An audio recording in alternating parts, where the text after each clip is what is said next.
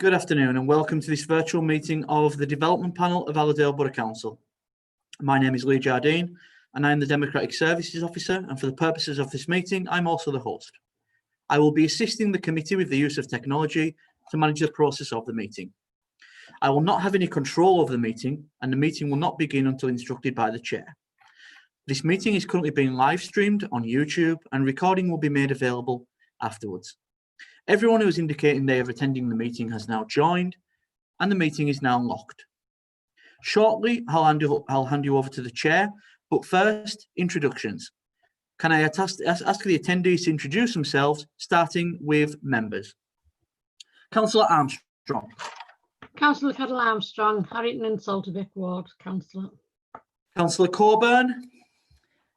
Good afternoon, Councillor Nikki Coburn. Councillor Daniels. Good afternoon, Councillor Alan Daniels. Councillor Fairbrother. Good afternoon, Councillor Janet Fairbrother, thank you. Councillor Horsley. Good afternoon, Councillor Horsley, Seaton, Northside, Gammon. Councillor Kirkbride. Good afternoon, Councillor Kirkbride, Maryport North Ward. Councillor Lister. Good afternoon, Councillor Lister present. Councillor Lynch. Good afternoon, Councillor Lane Lynch. Councillor Markley. Good afternoon, Councillor Tony Markley, Home Ward and Silla. Councillor Semple. Hello, Councillor Andy Semple. Councillor Smith. Councillor Alan Smith present. Councillor Tyson. Councillor Alan Tyson, Cockermouth, All Saints. Thank you, members. And now we'll move on to the officers. Simon Sharp. Good afternoon. It's Simon Sharp. I'm the Planning and Building Control Manager. Steve Long. Good afternoon, Steve Long, Senior Planning Officer in the Council's Development Management section. Sharon Sewell. Good afternoon, Sharon Sewell, Head of Governance and Monitoring Officer. Lindsay Tomlinson. Good afternoon, Lindsay Tomlinson, Electoral Services Manager and Deputy Monitoring Officer. Thank you. We also have present on the meeting Wayne Collins from our IT team and Johnny Irving and Andrew Gilbert from our communications team.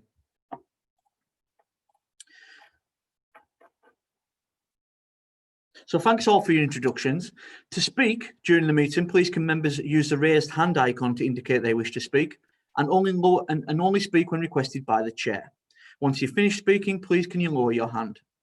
To vote on items, the chair will ask myself as Democratic Services Officer to go through each member alphabetically.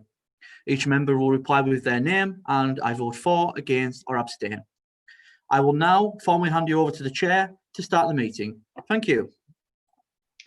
Good afternoon, everyone. As previously stated, my name is Nikki Coburn and I am Chair of the Development Panel for Allerdale Borough Council. You've been introduced to the members and officers in attendance today. The planning applications under consideration today will be decided by members of the panel who are councillors, and we are supported by the officers in attendance. Moving on to the agenda. To sign as a correct record the minutes of the meeting held on the 2nd of June. For the purpose of this virtual meeting, I will assume that all members are in agreement with the minutes unless they use the raise hand function to indicate that they wish to speak. Can members please indicate now?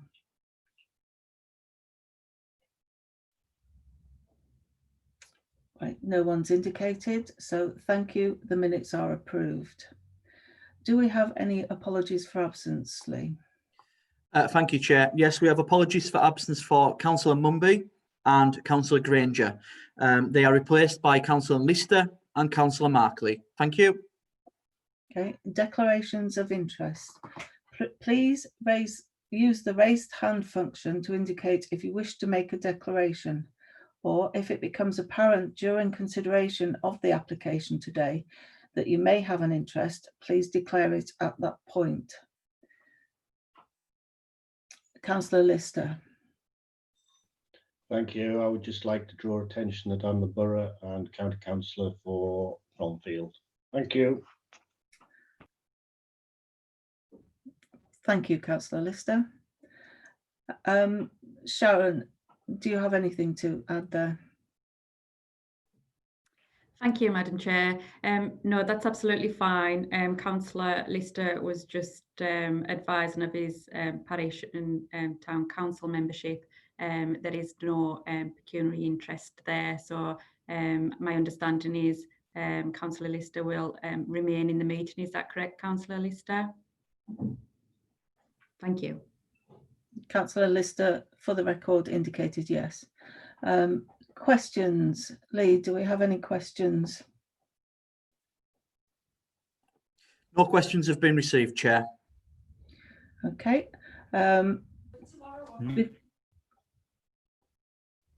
Sorry. Right. Hello. Do we have all the speakers in the meeting at the moment, Lee? Yes, Chair. All the speakers are in the meeting. Speakers, can you just remind you to knock your cameras off and put yourselves on mute? It's been received, Chair. I'll just wait, but that's it. I've done all that. Thank you. So moving on to planning application OUT/2019-0036. Could the planning officer please present the report? Thank you, Chair. The first application on today's agenda is an outline application for 4 residential units on a small pasture paddock field sited on the edge of Blencogo village, opposite Blencogo Farm. The outline application leaves all matters reserved except for access, which is included within the application. Before I go into the slideshow, I just refer members to the late list. You'll need to see some late representations submitted on those. Of particular note, I would draw members' attention to the issues of conditions recommended by the Environmental Health Officer, and those respective conditions need to be added to those recommended on the officer's report. So as with previous applications, we'll go through some slides to familiarise members with site and surroundings, if you bear with me.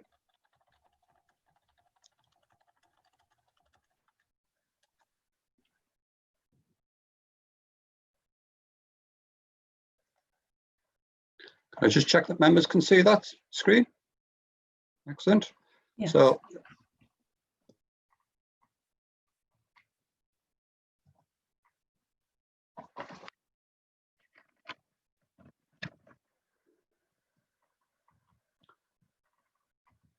So this is the site location plan, showing the actual kind of details of the site in relation to the kind of village. You can see it's a narrow strip of land. It's got highway frontage on what will be the southwestern boundary and open countryside to the northeastern boundary. And you can see its relationship to other residential properties in the immediate vicinity. I would just draw to members' attention the details, the fact of the relationship to the neighbouring houses, and also highlight, which we'll come on to a little bit later, the proximity of the site to the highway infrastructure and the bend to what will be the northwest of the site. That shows it in a wider context from an area view, provides probably a better picture. So you can see its relationship to the village. Blencogo is an L-shaped village in its form, which we'll kind of come on to on some of the later slides, but you can see it's, as I say, the details of the surrounding land and the actual built environment of the village. This is an indicative layout plan. As outlined in the title, it's only the access that's actually be considered as part and parcel of the actual outline application itself. So the layout as shown there is purely indicative, but the access elements are part of the actual scheme. So that would include the highway details and indeed the footpath details. One area as I would draw to members' attention is obviously the siting of the proposed access, as you can clearly see on the screen there. And the provision, the existing footway terminates at a point approximately where the end of the cursor is shown on the screen. And the intention is to provide a new footpath link inside what is the hedgerow, which will be provided on each side of the access. And that footpath would carry through to the southern end of the site, terminating here at the edge of the application site. There is a section of hedgerow here which will need to be removed to accommodate the details and the visibility displays that are required by the proposed access. But there is a section of the existing hedge down at the lower end of this, well, will be the southern end of the site, which is kept in situ. You'll need notice also as part of the proposal, there's quite a bit of vegetation around the perimeter of the site in terms of existing hedge and large trees, and those are notated on the plan. One of the other aspects that will be obviously a key kind of planning consideration is the fact that this site, as you will observe, this shows the actual application site. The site was included within the settlement limits of what was the 99 plan, but it had an open space protection policy on it in terms of the actual kind of details. That plan was then reviewed as part of the recent Part 2 local plan, which is still in draft format. You will observe that the actual site has been taken out of the settlement limits. So this site is located outside the designated settlements of the draft local plan. So to look at it more in a pictorial form, this is the view across the site from what will be the existing field gate, which is located at the southern end of the access. We also have then the actual kind of open meadow showing the paddock looking in a northerly direction. As you can see, it's just general rough pasture. You will notice the vegetation and the large trees around the perimeter of the site. So that's the view of the southern section of the site, and then a similarly generalized view of what would be the central section of the site. One of the key considerations which has been highlighted in the representations is the subject of access and the issue of the hedgerow.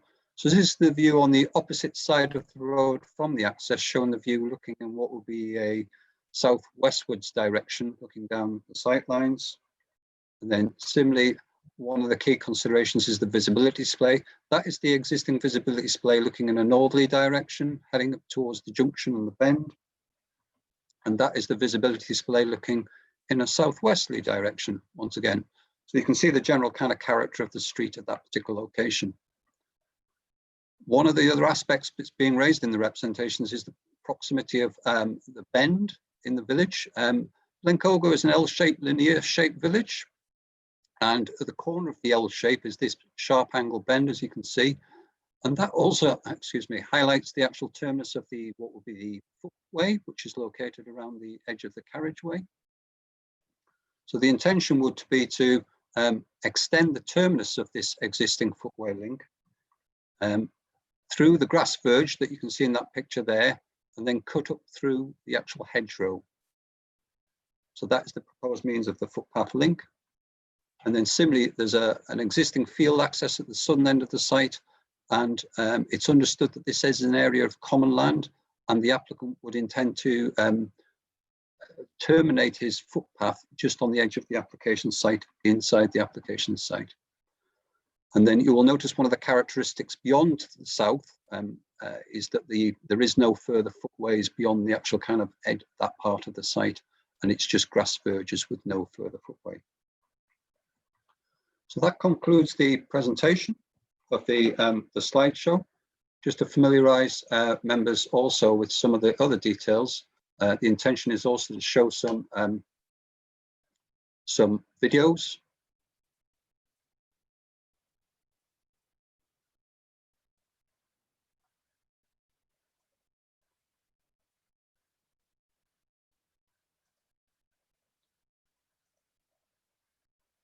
I just check members can see this coming up on the screen. No, we can't see anything at the moment, Steve. Right.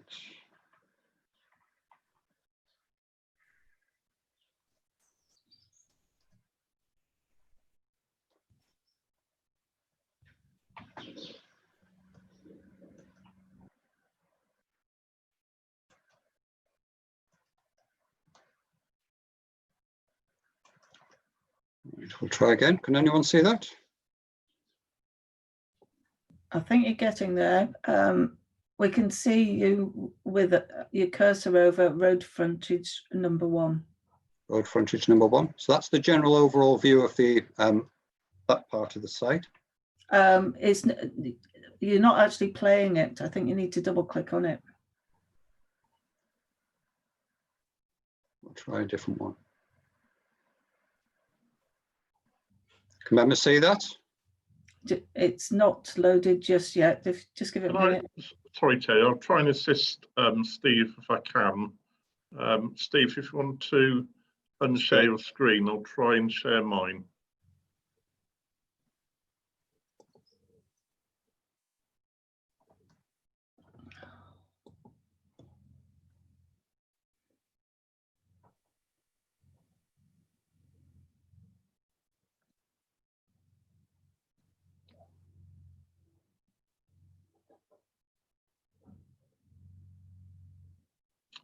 Remember seeing that now, please. Yeah. Yep. So this is a general view looking along the road frontage that's heading down towards the southwesterly side of the site. So you can see the general characteristics of the site and surroundings. I'll just play that again. So that's general looking at the view of houses on the opposite side of the highway, the carriageway.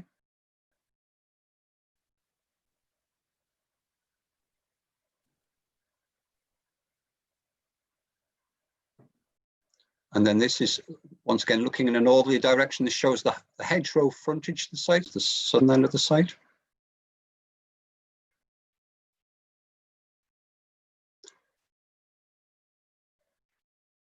And that shows up the north and the views to the north towards the bend in the highway. The frontage from the bend, gradually panning down the site.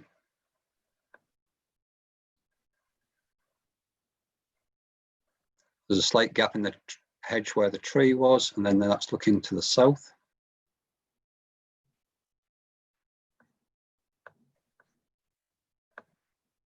And then some general views of the inside of the site. So once again, you can see it's a general overgrown paddock, meadow with hedgerows and some distinctive large trees on the perimeter of the site as well.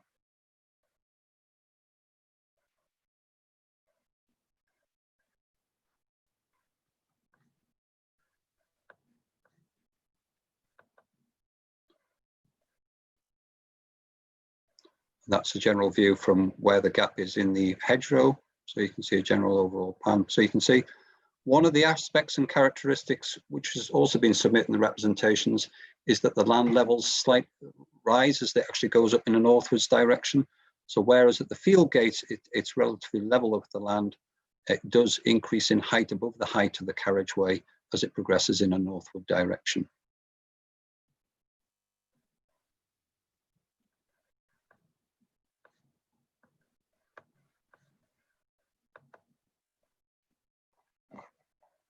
And then in terms of direct sight lines, in terms of visibility, this is the point of the actual access junction. So in terms of kind of sight lines, you can see that the hedgerow and its position to the carriageway, and that's partly the reasoning for the necessity to remove some of the hedgerow and replant it behind the actual line of display itself to get the necessary sight lines. Thank you, Simon. Okay, so moving on to the actual kind of planning merits of the proposal. So in terms of the planning assessment, officers consider this application requires members' determination by virtue of the representations received and the various and respective weighting of the planning considerations relating to the proposal. This is of particular relevance judging the scheme under the tilted balance of the benefits against the scheme against any environmental harm. Officers highlight the consultation responses, which is section 5 of the report, drawing particular attention to those of the parish council, the highways and the objectors. The key planning issues can be summarised as follows. Firstly, in terms of the principle of development, as an outline application, this is a key consideration. The report highlights Blencogo's status as a limited growth village and therefore is accepted as a sustainable location for future housing growth. However, interrelated to this issue is the issue relating to the designated settlement limits, both in the 1990 plan and the draft Part 2 plan. By virtue of the absence of any up-to-date plan, members need to attach the tilted balance to judge the merits of the scheme against any harm. It is acknowledged that the village has already experienced a level of growth during the plan period, and it's for members to judge whether the addition of 4 more units will be harmful. especially as the 6% figure in the plan is not a designated ceiling limit. The report highlights the housing trajectories and targets, and unlike settlements, they have full weight, and the proposal makes a positive contribution towards the local plan's overall housing supply. Similarly, whilst acknowledging it is outside the limits, it's bordered on 3 sides by housing and retains a linear form, remain well related to the settlement. However, as highlighted in the representation, one key constraint was the subject of the access, especially in seeking to retain as much of the hedgerow frontage as possible, given local concerns on multiple driveway entrances on a recent housing development elsewhere in the village. As outlined in the report, matters can be divided into 4 areas which have been the subject of various amended plans. Firstly, there's the issue of siting. This particular individual detail is acceptable to the Highway Authority. There are local concerns seeking alternative use of the existing field access, which was highlighted in the slides, but officers were concerned on the impact of any alternative splay on the hedgerow on this separate access, and it will involve third-party ownership. In other words, it would be outside the applicant's control. Members should not consider the merits of alternative access, but solely of that of the submitted plan to identify whether or not it is harmful. In terms of the visibility splays, members will observe that the County Highway Authority seek 60-metre splays rather than 45 due to the absence of any speed survey. Officers do not concur with this view, as the speed of this traffic is dictated by the village's speed limit. And in officers' opinion, it would be unreasonable to request an applicant to implement a larger splay based on any speed traffic exceeding that of the village speed traffic limit. This is alternatively considered to be a law enforcement matter. Similarly, as an objective of siting the replacement hedge, the siting of the replacement edge is to safeguard the visibility of the junction and also retain the character of the street scene. And officers do not consider it should be set back 3 metres as requested by the Highway Authority, as this would obviously result in even more of the hedgerow having to be removed. There is also a separate high issue relating to the footpath, and as you observed from the slides, Blencogo only has part of its village served by a footway. The insertion of a footway along the frontage would potentially impact on the carriageway width or indeed the hedgerow. Therefore, officers alternately sought the provision of the footway through the site, which secures connectivity but keeps the character of the street scene. The Highway Authority also sought the connection of the footway to the carriageway at the southern end of the site. The applicant has excluded this as it is in third-party land ownership, but officers highlight that if it's a suggested common land, this would not prevent access or movement across this particular area of land. One aspect also interrelated to the access is landscaping. Regrettably, the access requirements will include the removal of some of the hedgerow, including its banking, which would result in a proportion of the hedgerow having to be removed. However, this is not a designated important hedgerow. The retention of a single access would enable retention and reinstatement of the landscaping details within the existing street scene. Officers have recommended on these details, as well as measures to safeguard the other landscaping around the edge of the site within the recommended planning conditions. The final subject area that's been raised in the representations is the issue of drainage. The plans indicate that the surface water is via soakways, and the infiltration tests suggest, albeit marginally within the thresholds, it is acceptable. It is evident from the representations that there are existing drainage problems in the village. However, the onus is with the developer solely to demonstrate his development will not make these worse. Based on the stakeholder responses, although not ideal, these are considered acceptable. Therefore, in conclusion, officers accept this development is not straightforward and will have both aspects of benefits and indeed harm. And it's for members to judge under the tilted balance to reach which is greater weighting in reaching their decision. In officers' view, substantial weight has been attached to the housing supply targets, which are considered to outweigh the short-term initial harm that will be incurred in implementing the proposed access. And that concludes the presentation. Okay, thank you, Lee. Would you introduce the first speaker, please? Thank you, Chair. The first speaker today is Josephine Ewart. Josephine, if you could put your camera on and unmute yourself, you'll have 5 minutes to do your presentation. Thank you.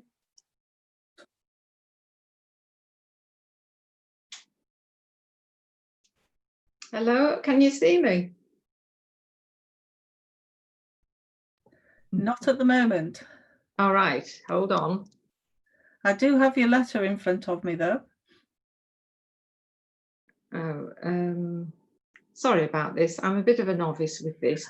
That's fine. Just carry on. Just carry on. I won't start until you actually start to speak. Ms. Hewitt, it's Simon Sharp, the Planning Building Control Manager. What we're displaying at the moment is your letter. So if you read it out, members will be able to see it on screen as well, including the photographs. Okay, that's fine. All right, good afternoon, everybody.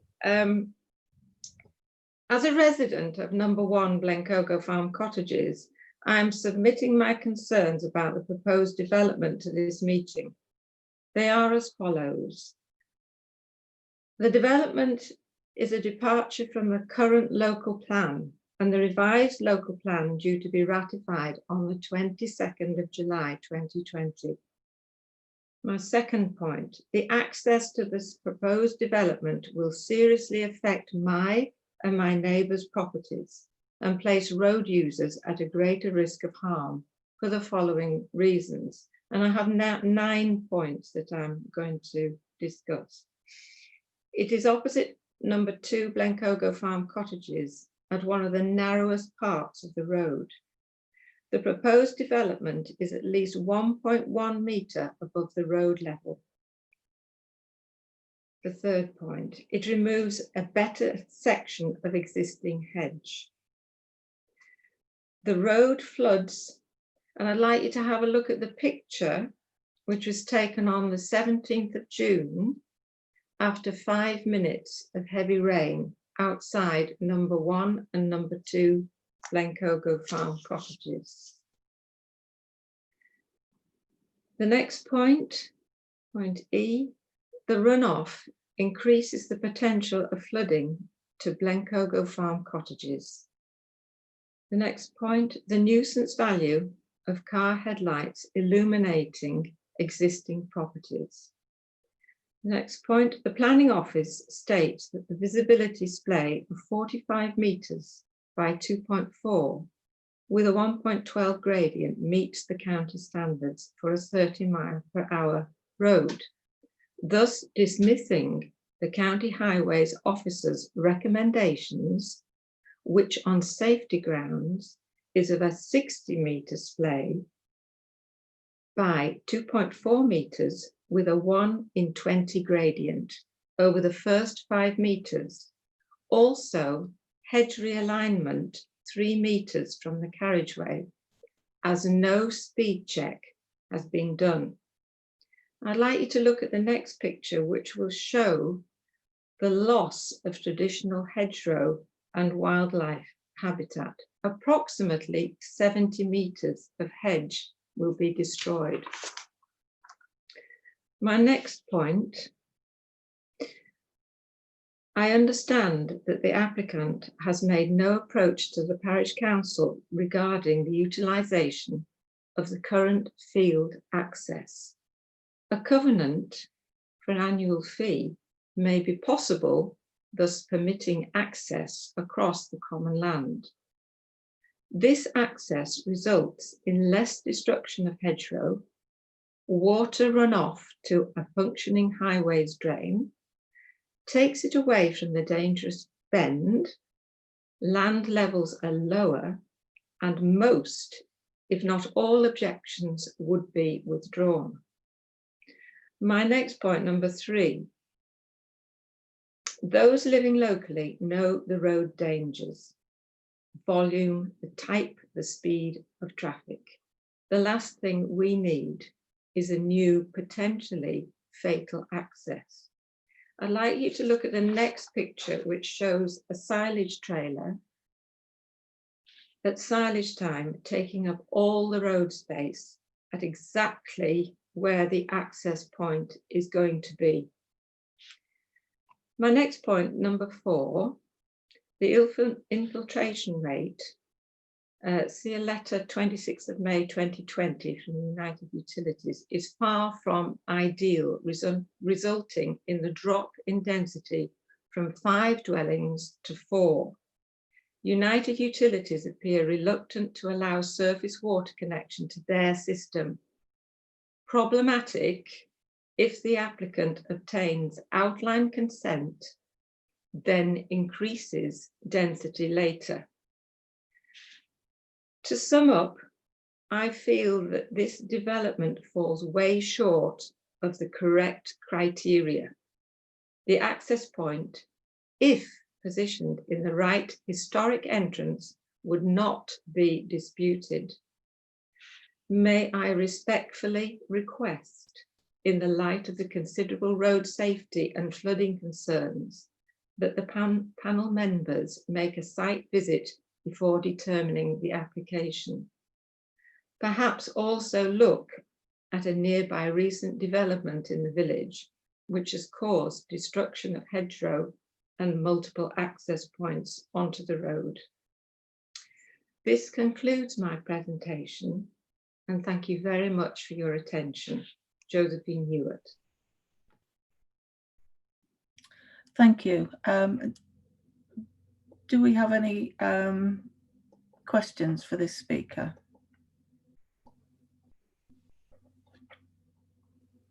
I can't see any raised hands. Can you? Councillor Fairbrother. Thank you, Chair. Good afternoon. I'm sorry I can't see you.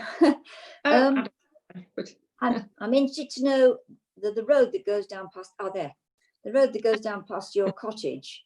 Does it go down to a working farm? Because the silage trailer is going down there, and on the map it seemed to look there was a farm down the end. Yeah, there are several working farms along the road. This is quite a large working farm, and the traffic from that particular farm at specific times of the year, silage time, when they're putting slurry on the fields, the actual agricultural traffic is very immense going past. There are also silage trailers, tractors. We have an agricultural business in the village, and often just before that L-shaped blind bend, large vehicles are parked on the side of the road, and people sort of have to make really, they have to wait until they can get round the bend because there isn't space. So it is a very busy road. It's an agricultural village, and past my house, often they have to draw into our parking spaces to get past. So this particular silage trailer was one of many, and I just nipped out quickly to take the picture. Okay. Now, does that answer your question? It answers my question, yes, because obviously I didn't know whether the road went down to a working farm or whether there was just the odd traffic. But you've answered my question very clearly. Thank you very much. Right, thank you. Thank you. We don't seem to have any more questions. Can you? Yes, we do. Councillor Semple. Thanks, Chair. Sorry, I was just trying to find the bit that I wanted to. If I could, thanks very much for that. I always think it's local knowledge is really important for us to get. In fact, my question is: you mentioned in your letter, you say those living locally know the road dangers, volume, type, and speed of traffic. Just tell me a little bit about that. Why do you think it's dangerous? Well, for a start, there are the working farms. There's a farm which is down the Bromfield Road where the tractors and trailers come through to get to their fields. There's a farm just through the village from that bend where the trailers and tractors and all the other agricultural machinery go past our houses to get to their fields. Then there's another farmer at the bottom of the village, and he's got fields along the Bromfield Road, so he has to come past our properties. The agricultural business, the gentleman that runs this business, Mr. Horsley, lives just round the corner, and he generally has people with their vehicles calling in to his property for information, and they park their vehicles just before the blind bend. There is an entrance just before the blind bend of another agricultural property where there are horses and horse trailers going up to that property. that also causes problems. There are horses that are walking, hacking along the roads. Obviously, they keep out of the way when it's silage time. So there's another problem. And also there are a lot of cyclists use this road because it's a very pretty area. We've also got, the road is used by certain haulage companies as a rat run from Silloth, from their depots to the rest to get onto the Workington Road. So we do get a lot of heavy traffic. We also get milk tankers. We get delivery vehicles to the farms. We get a lot of delivery to people because of the virus as well at the moment. So it is a very busy road. Sometimes when the agricultural vehicles are going past, all my pictures on the walls become, you know, they get rattled and they're not straight anymore. So we do have high volumes. Thank you very much. Thank you. Right, next I have Councillor Lynch. Thank you, Chair. You mentioned in your presentation about the existing southern entrance. Yes. And that there could be some sort of, there's a covenant there and some sort of arrangement with the Bromfield Parish Council. Do you know if anything has been explored on that? Nothing's been explored. On speaking to one of the local councillors from the parish council, nothing's been explored about that. But obviously that entrance has been used by the farmers for centuries. And at the moment, the people that used to, use the field, they always used that entrance. Otherwise, there was no other way into the field. So they crossed the parish land. And I just feel that all aspects should be looked into before they start breaking into the hedgerow to put in an access point in a very dangerous place. Does that answer your question? Yes, thank you. Okay, thank you. Right, next I have Councillor Fairbrother, and then following Councillor Fairbrother, Councillor Lister. Thank you for that explanation. I was going to ask about the access, but what I'm quite interested to know is which is the other development that you mentioned that there was hedgerow has disappeared and there are several entrances onto the highway. What is the problem there that's being created, possibly unwittingly?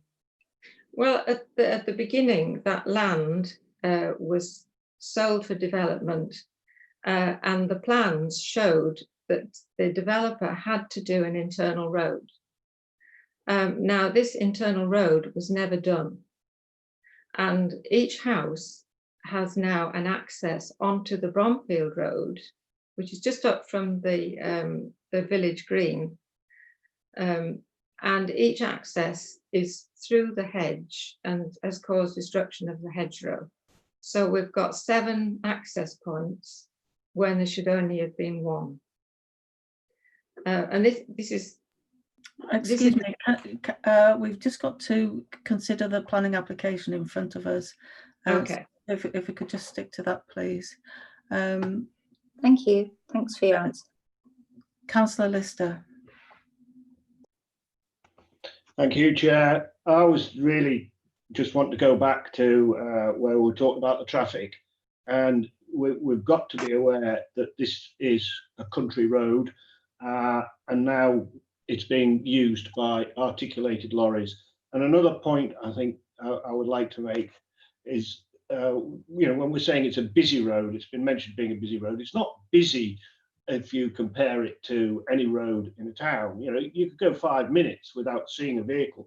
But the thing is, an awful lot of the vehicles, in particular farm vehicles, are probably designed more for the roads of Lincolnshire, where it's flat, it's straight, not for the type of little country roads that we have around here.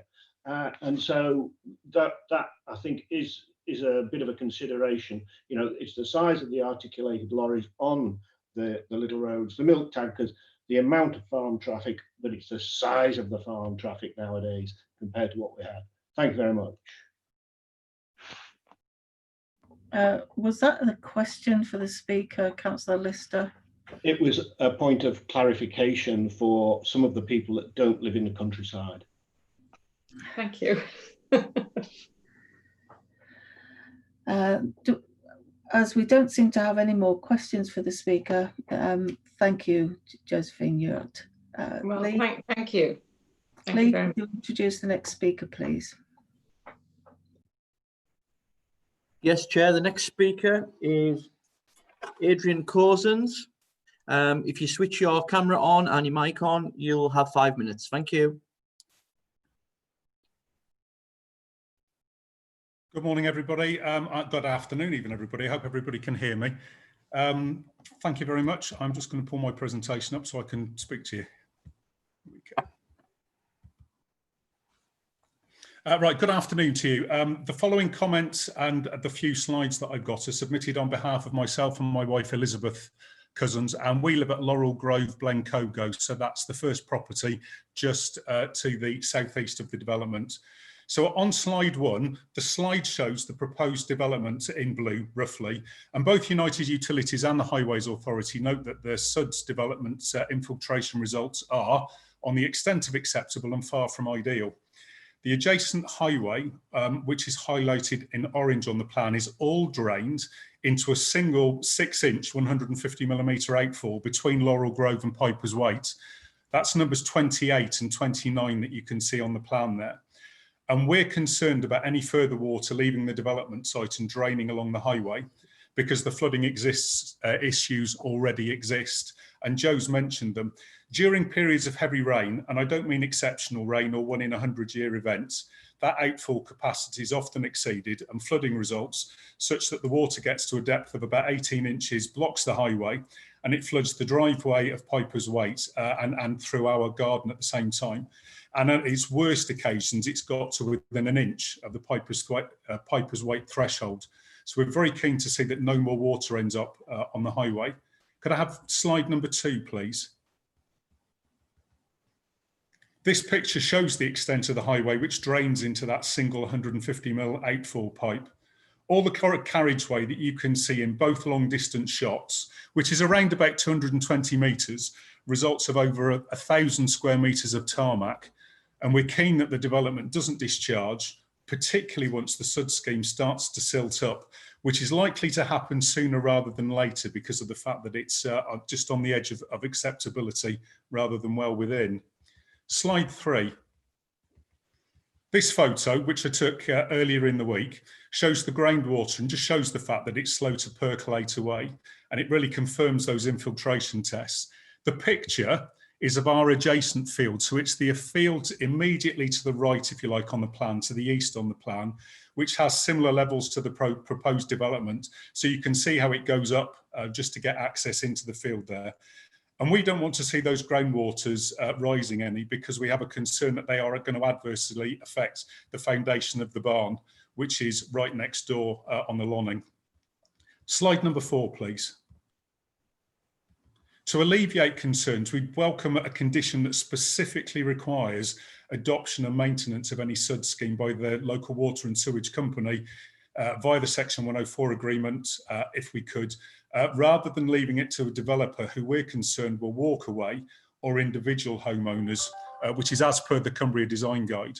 And this would ensure that the surface water from the development's not discharged onto the highway in years to come, as regular maintenance is more likely. That deals with the drainage issues. On to slide number 5, please. It's been mentioned already, so I'm going to repeat some of what Joe said, I guess, here. The access onto the site is of great concern.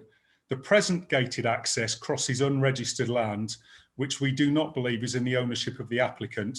To be clear, so far we've been talking about that gated access and its likelihood to be common land. It is not registered as common land on the Common Land Register. In all the looking into that we've done, we can only discover that it's unregistered at present. The proposed development site is approximately 0.7 to 1.4 metres higher than the highway along the full length of the site. The photo that you can see shows the proposed access where the bank is at its lowest. Steve, the planning officer, just now talked about the hedgerow. We need to be clear here that the hedgerow is sat atop the steep bank, and thus the top of the slope, which you get to the top within about 1 metre of the edge of the carriageway, there is an earth slope of between 0.7 to 1.4 metres high before you get the hedge on the top. So cutting the hedge away doesn't help hugely with some of the visibility issues. Moving the hedge won't solve the visibility splay because that earth bank remains, and it gets higher as the road descends towards our property. The Cumbria Design Guide gives a driver's head as being at 1.05 metres above the carriageway, and with a 1 in 20 gradient off the road, that means it will be at about 1.15 to 1.2 metres, and it's to be looked at 2.4 metres back from the existing road edge. All the photos that Steve showed you with the visibility splay just now were actually taken from within the road, not that 2.4 metres back from the road. The guide recommends that an object 600 millimetres in height must be visible from the driver's eye, i.e. at that 1.2 metre height, 2.4 metres back. The topography of the field and that road edge bank just ensures that that cannot be the case as is currently shown. Unless the earth bank is also moved along almost the entire length, so now we're not just removing the hedge but the earth bank as well, the visibility is impeded. Note that the road curves slightly, making the extended splay, this is as you're looking south, which makes that extended splay as requested by Cumbria Highways of the 60 metres of even greater importance. It also correlates with the speed of the big heavy vehicles we were talking about just now, and the fact that there is a 60 metre braking distance considered. I am a retired local authority highways engineer, and I would question why the planning officers have chosen to ignore that highway request of 60 metres, instead proposing the 45 metre splay when there is no evidence of a speed survey. The Highway Authority has consistently recommended 60 metre visibility in all correspondence for those safety reasons. Mr. Cousins, you have had your 5 minutes. Right, okay, I literally have one sentence to finish. Would that be all right? Carry on then, carry on. Thank you. The developer's had over 6 months since the initial application to address the access and hasn't been able to do so successfully to date. Finally, I would just ask, at what point is sufficient development that it's acceptable to say no more? As noted in the report, the village has increased in size by over 20% with no increase in amenity. The pub's closed, the phone box is gone, and it's clear that the proposed dwellings will not be for affordable housing and thus of no benefit to our local young people. This field remains the only roadside agricultural link with the village. Thank you for your time and consideration. My apologies that I ran over the 5 minutes. That was a very long final sentence. Do we have any questions for Mr. Cousins, please? Councillor Fairbrother. Thank you, Chair. Good afternoon, Mr. Cousins. I'm quite concerned about the splay that you described and the big earth bank which the hedge sits on top of. Do you favour then the use of the existing access as described in the first presentation, that would be acceptable because of its position on the road? That's not a point that I've considered because we're looking at the application. But what I will say is that if you were to have the access through that gate, you still have the earth bank issue looking the 60 metres up to the north as the road runs north, and then that issue doesn't go away. Where you would then come out across at the moment, I'm going to hazard a guess, and I don't know this, but with it being unregistered land, then there's been a right of access will have been developed for the people that go in and out, because it's been horses in that field for the last 10, 12 years, something like that. So I don't have a view on it one way or the other. All I'm saying is that a 60 metre splay with an earth bank, wherever it is, the earth bank has to go as well as the hedge in order for that splay to be able to occur when you're 2.4 metres back off the road edge. So you're 2.4 metres into the field when you're trying to look out into the road. That's the position that the design guide suggests. Thank you. Thank you. I don't have any more speakers. So thank you, Lee, and thank you, Mr. Cousins. Lee, could you introduce the second speaker, the next speaker, sorry. Thank you, Chair. The next speaker is representing Bromfield Parish Council, and it's David Jeffries. David, if you could switch your camera on and unmute, and you have 5 minutes to begin your presentation. Thank you. My name is David Jeffries. I'm a parish councillor for Bromfield. I also live at Blencogo Farm, opposite where this development is going to be sited. I want it to be clear, you're not seeing the whole of the slide there, Lee. Can that be fixed? I'm seeing all of the slide. I'm seeing all of the slide. Yeah, now, but you weren't previously. Do you want to leave it in that mode and just go through the slide? Yeah, that's fine. Okay. If we just want to go on to slide 2. Okay, indicated here is obviously where the development is going to happen. You can see my farm is opposite, and also the cottages, and Mr. Cousins' property at the bottom of the picture. Opposite the 2 cottages is where the entrance is going to be. Also, I've indicated on here where the current footpath ends. Let's be very clear about this footpath that's being indicated on the new plan. It isn't going to be real.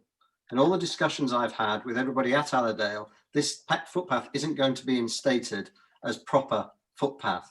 It's simply going to be a right of access through. So it is a designated footpath, but it's not going to be tarmacked, it's not going to be made real as far as I'm aware. Can we move on to number 3, please? This is the last submitted drawing from the developer.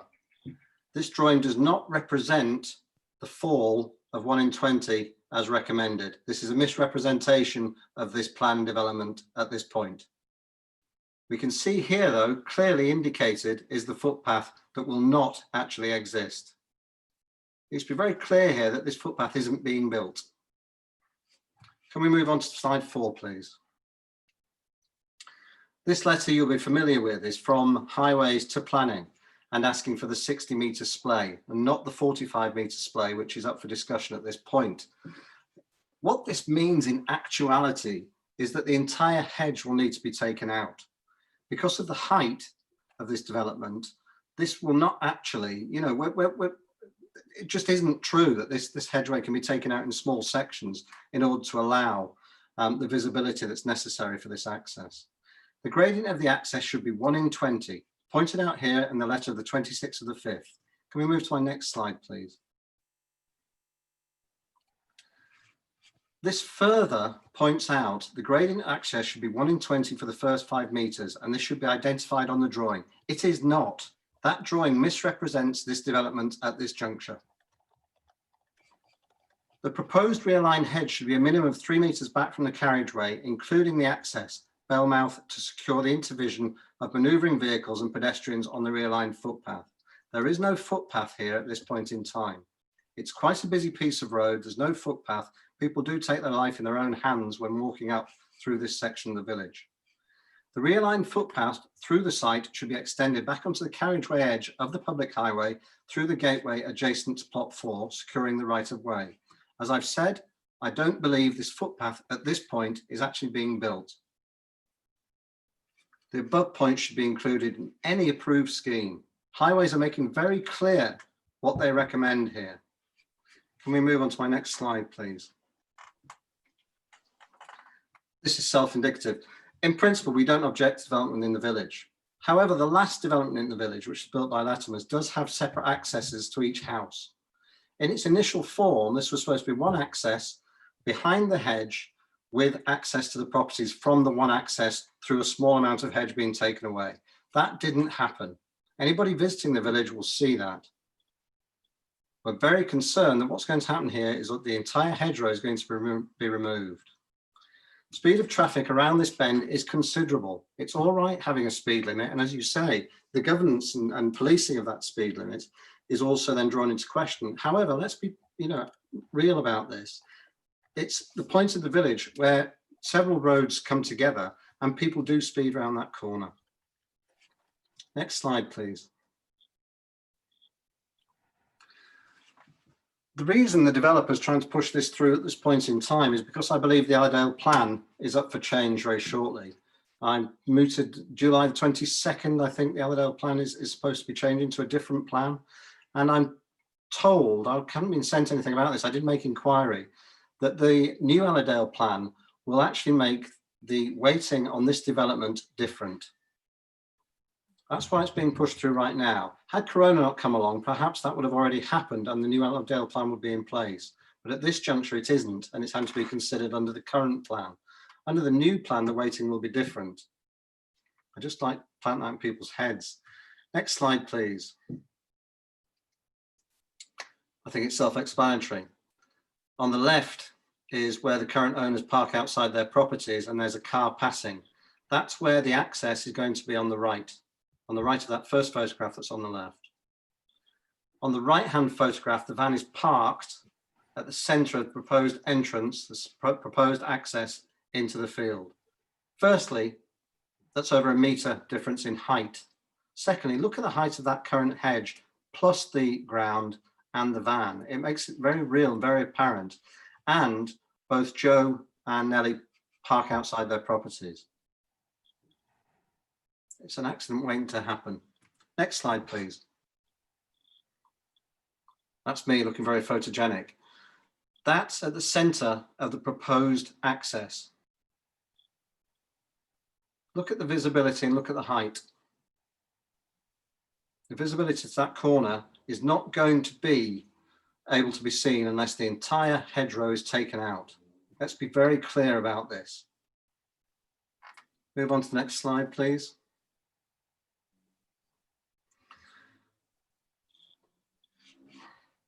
Again, you can see this is looking south with cars parked outside the properties opposite the development.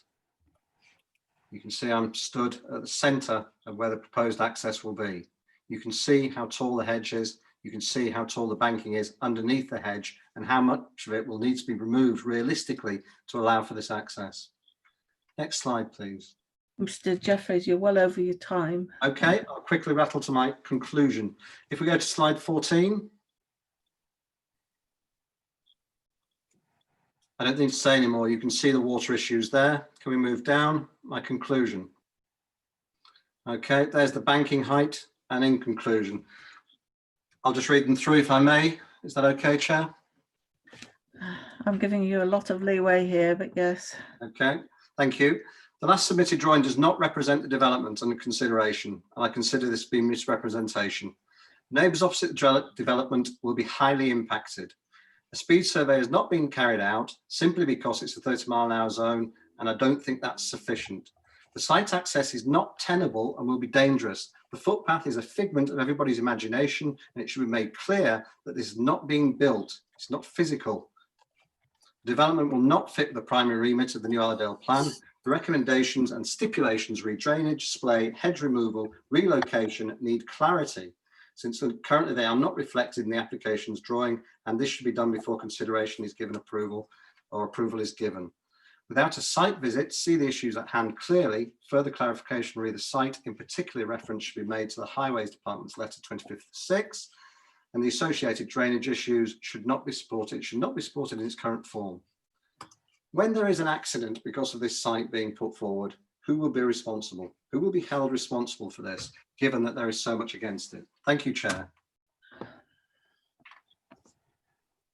Right. Do we have any questions now for the speaker, please?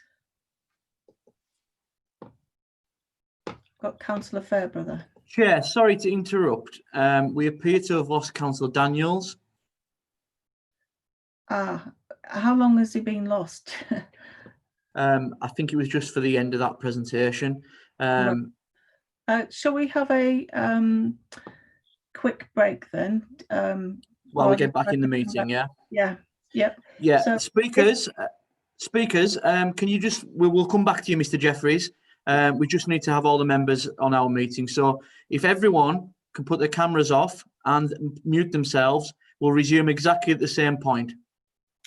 And in exactly 10 minutes time. Thank you. Thank you.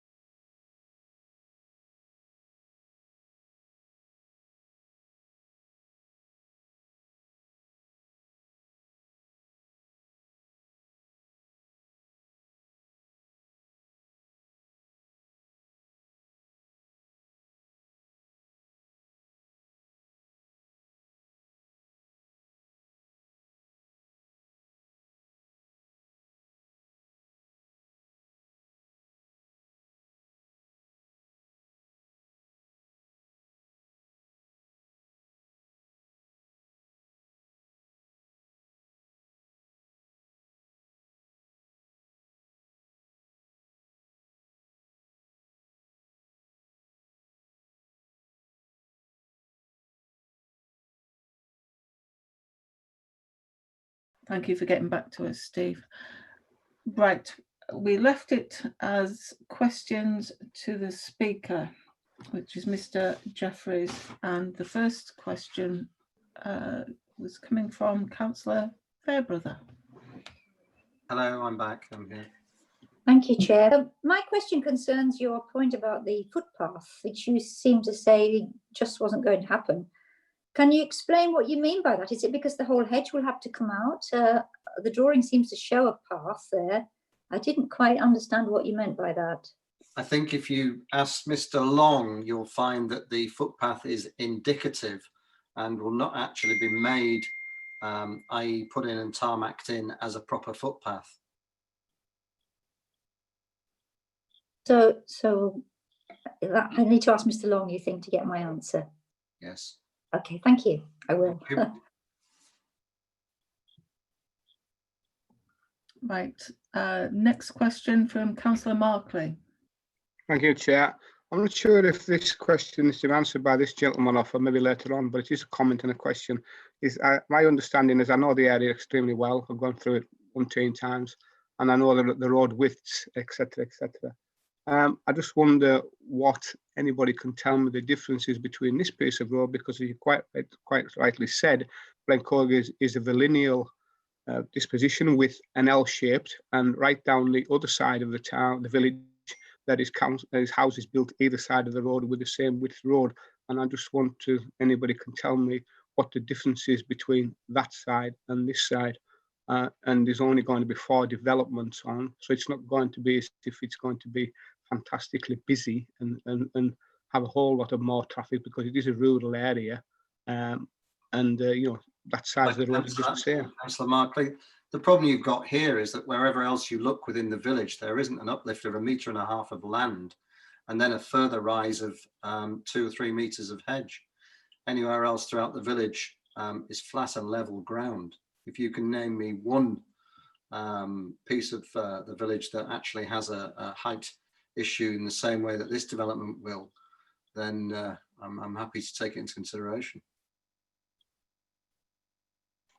Thank you, Chair. I'll come back to that one. Yeah, I mean, I understand where you're coming from, but still, this is just an outline planning permission, and I would imagine once they got into the site, all that will be addressed with a bit of an incline. So again, you might not be the right person to answer. It might be an officer. I'm not quite sure myself, because to me, anything can be done, anything nowadays with the machinery that we do have to be able to do that.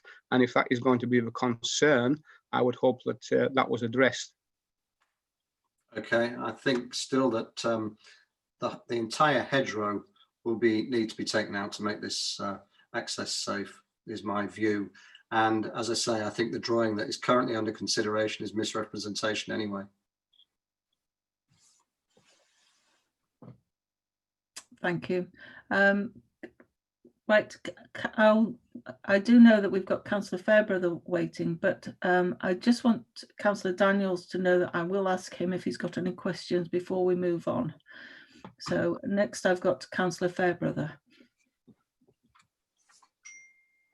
It's quite alarming, the point you make about the fact that the whole hedgerow will have to come out, because that isn't in the report. It seems to suggest that only a small section will come out.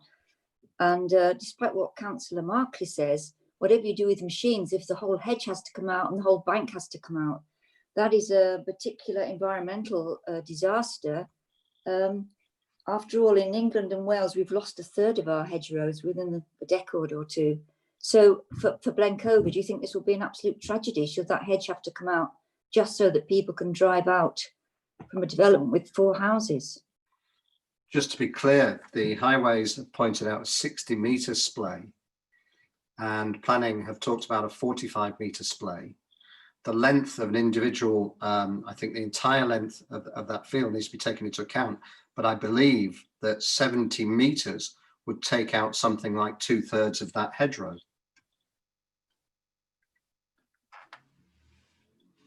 And am I right? I'm sorry, I'm not sure. I'd have to go back and look at the drawing. Is it 45 metres in each direction? I'm guessing so. And indeed, Highway's recommendation was 60 metres splay. Is that, and again, I'd have to ask Mr. Long, I'm not planning, is that the entirety of the access, or is that in either direction? think that's a question for the planning officer. And actually, it should really be the councillors asking the questions. Councillor Markley.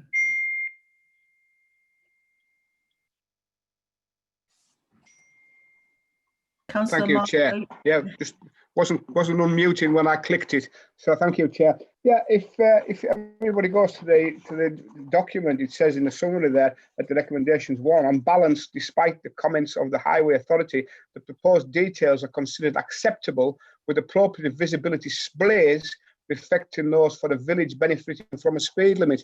Blencogo was fortunate enough to get a speed limit, so you know, I mean, it's relevantly written there in the papers, Chair.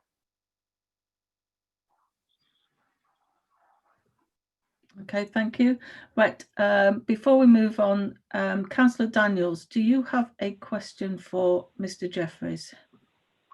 No, I'm fine. Thank you. Everybody's asked the questions I was going to ask anyway, so I'm quite happy. Thank you very much, Chair. That's fine. If you because you've lost your internet and are doing it by phone, I will come back to you for each speaker just to check. Okay. Thank you, Chair. All right. Moving on then. Lee, could we have the next speaker, please? Thank you, Mr. Jeffries. Yes, Chair, thank you. The next speaker is the agent, David Wright. David, you'll have 10 minutes, and if you can put your camera on and unmute your microphone and begin. Thank you. Good afternoon, everybody. My name is David Wright, and I'm the agent for the applicant on this application. So thanks for the opportunity to speak today. I'd like to start by thanking both the planning officer and Cumbria Highways now dealt with the application. As you can see from the debate so far, there's been a lot of tinkering over the last 6 to 9 months to get the scheme right, but we're happy with the professional and patient manner in both highways, and the planners dealt with this. We also think it's a good scheme here, which actually should improve highway safety in the local area. Excuse me, Mr. Wright, do you think you could come closer to your speaker? It's quite difficult to hear you. Is it better now? Just carry on and we'll see. Okay. Sorry about the quality. So the applicants received pre-application advice from the council back in the summer in 2019, and the planner supported the principle of residential development on the site itself. The village of Blencogo is classed in your local plan as a limited growth village. Now what that means is it's not quite Workington, it's not quite Maryport, areas like that, and it's classed as on par as other villages such as Eaglesfield, Fletchertown, Plumland, and it's basically any small residential development in principle can be supported as it's classed as a sustainable location. There is smaller villages than Blencogo where these types of developments could be possible in areas which are classed as infill or rounding off villages. So just to give you an example, somewhere like Broughton Cross, Mockery and Papcastle. And the reason why development is considered acceptable in these locations is that it can support the local services in the area, and except that in the past, historically, residential development has came forward in smaller communities as well as the larger communities within Allerdale. So in the local plan it states, in order for smaller rural settlements to remain sustainable, there needs to be opportunities for appropriate small-scale development. And Blencogo is one of those locations, and it's to support the vitality of those communities. So the plan application, if approved today, it would establish 2 things: the principle of residential development on the site and the proposed access in that location to serve the site itself. So the principle of residential development in your local plan is supported. Where this site differs is historically, and it's in the plan officer's report, the site is located outside of the 1999 settlement plan. But what you should be aware of, we're not looking to do residential development on the edge of the village. It is contained within the village. There's houses to the south, the north, the west, as set out in the officer's report, and it is a form of infill. In terms of details and issues, I think pushed on by the last speaker as well, certain aspects of this application are not being considered today, just the principle and the access. But just to clear up an issue which seemed to come up there before, we were recommended to provide a footpath within the site itself to basically encourage people to walk, provide highway safety, and provide connection to the village to the north. It is the intention that that would be done. There is no plans to not provide a footpath or anything like that. I think when questioned, the last speaker alluded to it being an outline application. So I think rather than suggesting it's something that the applicants don't want to do, it is something they'd absolutely do, that do whatever needs to be done to make sure that the development with the appropriate highway safety issues is brought forward. So in terms of highway safety, which I think we'd all agree is being the primary issue of debate today, the proposed access has been designed out of detailed consultation with both Cumbria Highways and the planning officer himself. We've got two aims in mind when we're looking at. We want to provide as much hedgerow as possible to be retained, even if it's been set back. And also want to provide a safe access so it doesn't cause any issues outside the site or within the site itself. So this is achieved by setting the hedgerow back by 3 metres. This makes it safe to access on and off the site. And also on the last speaker's slides, I think you'd have seen there was some photographs showing the road in its current state of play. So I think those slides are useful because if you can imagine how it would look if that hedgerow is set back by 3 metres, on some of the slides it shows members of the public on the road itself, even without considering any other issues in terms of providing that space to allow people to walk through the village without worry about being in the road itself when cars are coming back and forth. That has to be an improvement. The highways officer, we met just before the lockdown actually back in February, and he was quite honest and upfront with myself and said from in an ideal world they wouldn't care less about the hedgerow. All they've got an interest in is highway safety because that's their job. So they was encouraging us just to remove the hedgerow completely because no, we prefer to translocate parts of the hedgerow back by 3 metres, and that ensures that the character of the area, the village, that's sort of maintained even with the development comes forward, but also provides an adequate visibility display for an area that's in a 30-mile-an-hour zone. It's been recommended that it gets approved today with a planning condition that there'd only be a 1 in 20 gradient for access coming onto the site. So for a bit of context, Cumbria Highways have adopted roads in the past with a 1 in 10 or 1 in 11, 1 in 12 gradient. So 1 in 20 gradient ensures that it's not going to be a high change in levels from the site onto the road itself. I've touched on the footpath there, but I'm not sure where this concern is that a footpath wouldn't be provided because it would be. I can only presume it's because landscaping is a reserved matter.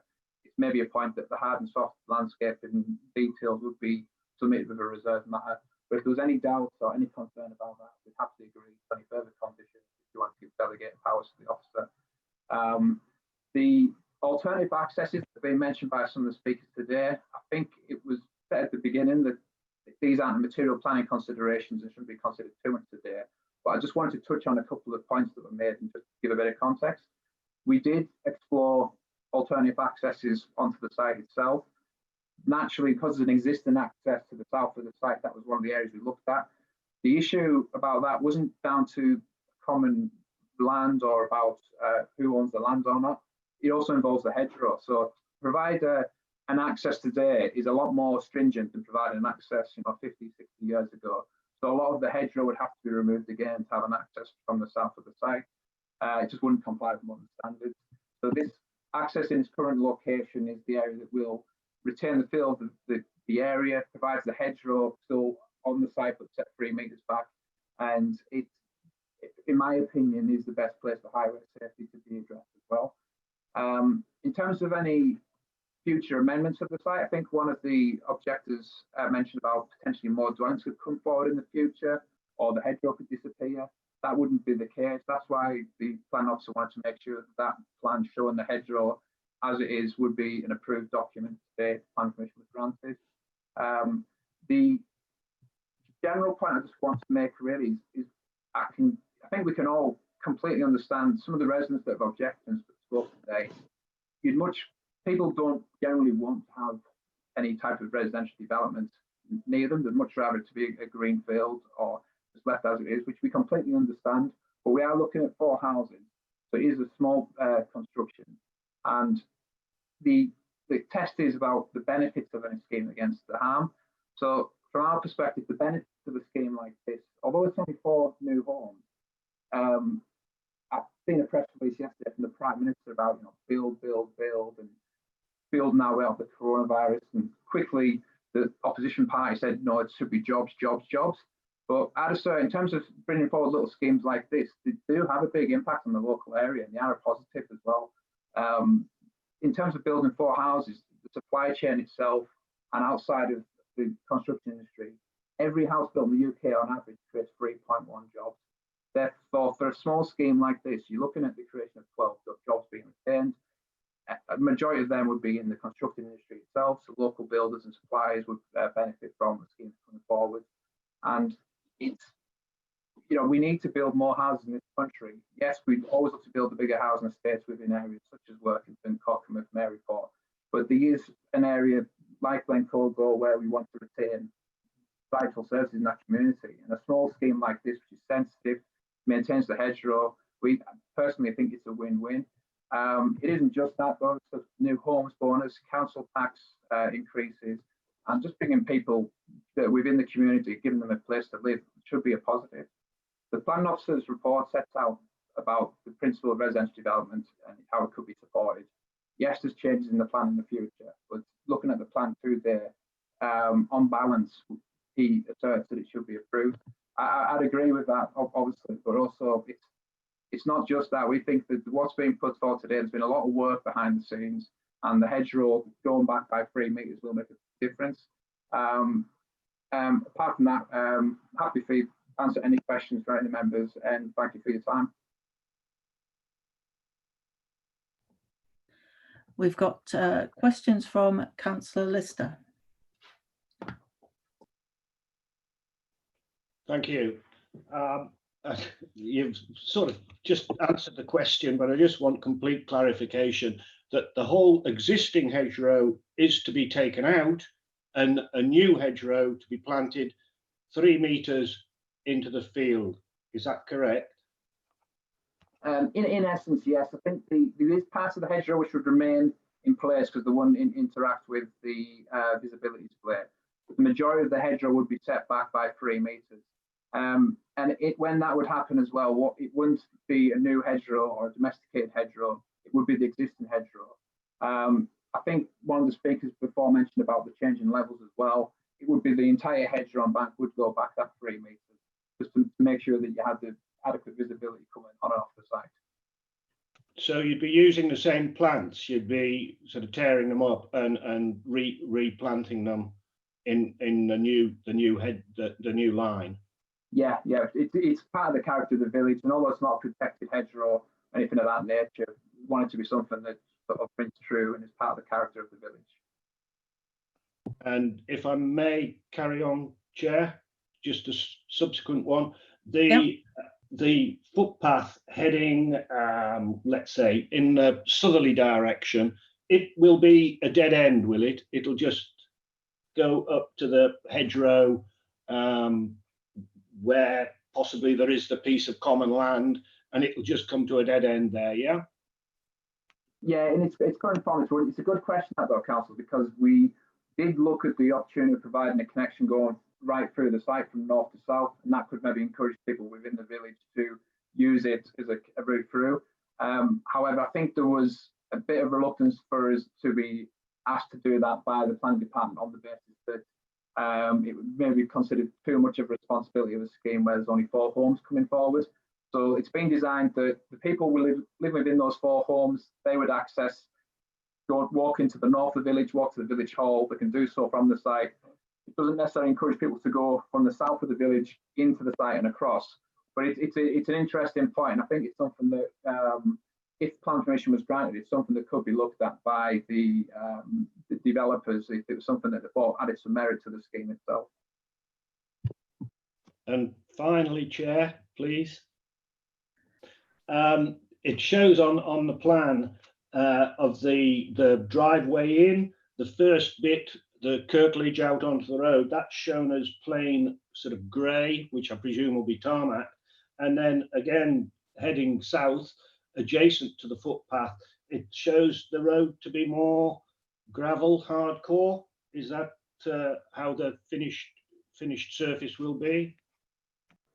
It's that element of the plan would be part of the reserve matters. So the access was the most important part, which is why I wanted to get that clear on there. But the thinking at the moment, although that part of it's the indicative part of the plan, is that the first 5 metres would have to be bound, have to be tarmacked, so it didn't cause any problems to Cumbria Highways and the adopted road. As it sets back within the site, the expectation is it would be some form of permeable surface. So that could be permeable block paving, permeable gravel, something of that nature. So it can assist with surface water drainage and also just keep that kind of village feel for the area. We don't want it to be too urbanised or overdeveloped. So Cumbria Highways would only be adopting the light grey area? Yes. Thank you. Councillor Lynch. Thank you, Chair. 2 questions. The hedge and the trees that are on the east of the site, are they remaining? Yes. All of them? Yeah, on the eastern side of the site, yeah, there's no intention to touch on the hedgerow there. Because there's a large tree as well, and that will be remaining as well. Yes. Right, thank you. My second question, on the original design layout, the design and access statement of October 2019, point 3.6, when there were 5 residences put onto a plan, the access was much further to the south.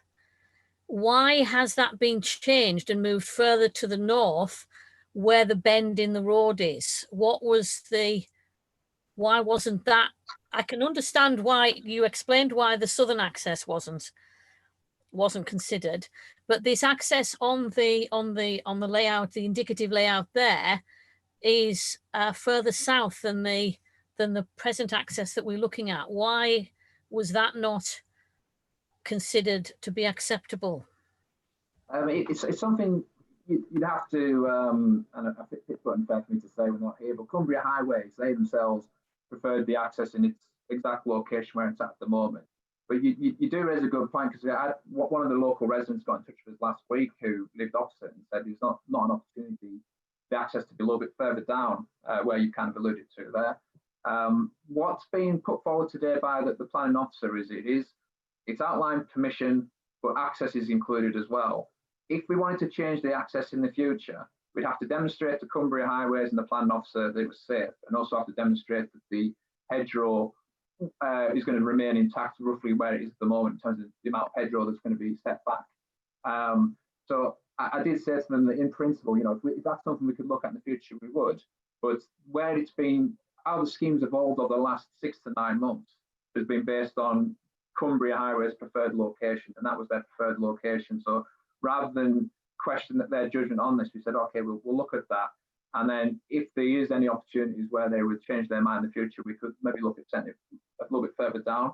Because I appreciate the residents that lived on the opposite side, they were concerned that if their access was coming out and there was an access there, then it just might cause problems between the two of them. But Cumbria Highways, that they're satisfied that that is still a safe access from their opinion. Can I just ask a supplementary to that, please?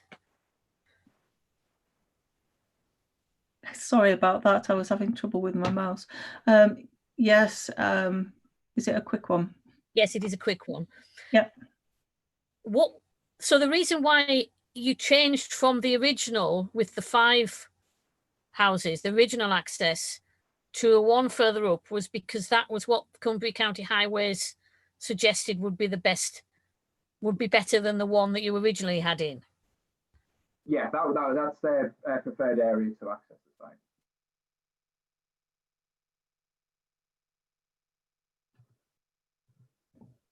Thank you. Right, I've got 2 more speakers. Councillor Fairbrother. Thank you, Chair. You mentioned at the beginning of your presentation, Mr. Wright, that this is great for the village. It's going to revitalise it. But Blencogo's already had a high percentage of new houses built and new residents. But in fact, it's lost its pub, it's lost its phone box. It only has a village hall, which used to be a school, it doesn't seem to show much evidence that 4 new houses are going to do anything special for the village. It might lose a hedge. So I don't quite understand what you mean when you said that it's going to do a lot for the village. Obviously, if they were affordable houses, that might bring younger people in. But apart from that, I can't see that this is going to benefit Blencogo very much more than the houses already been developed. Sorry, I'm not being funny. Was it a question that you wanted me to? You made the point that it was going to revitalise Blencogo, these 4 Yeah. extra houses. But I'm trying to say, I disagree with you, and how would you answer that?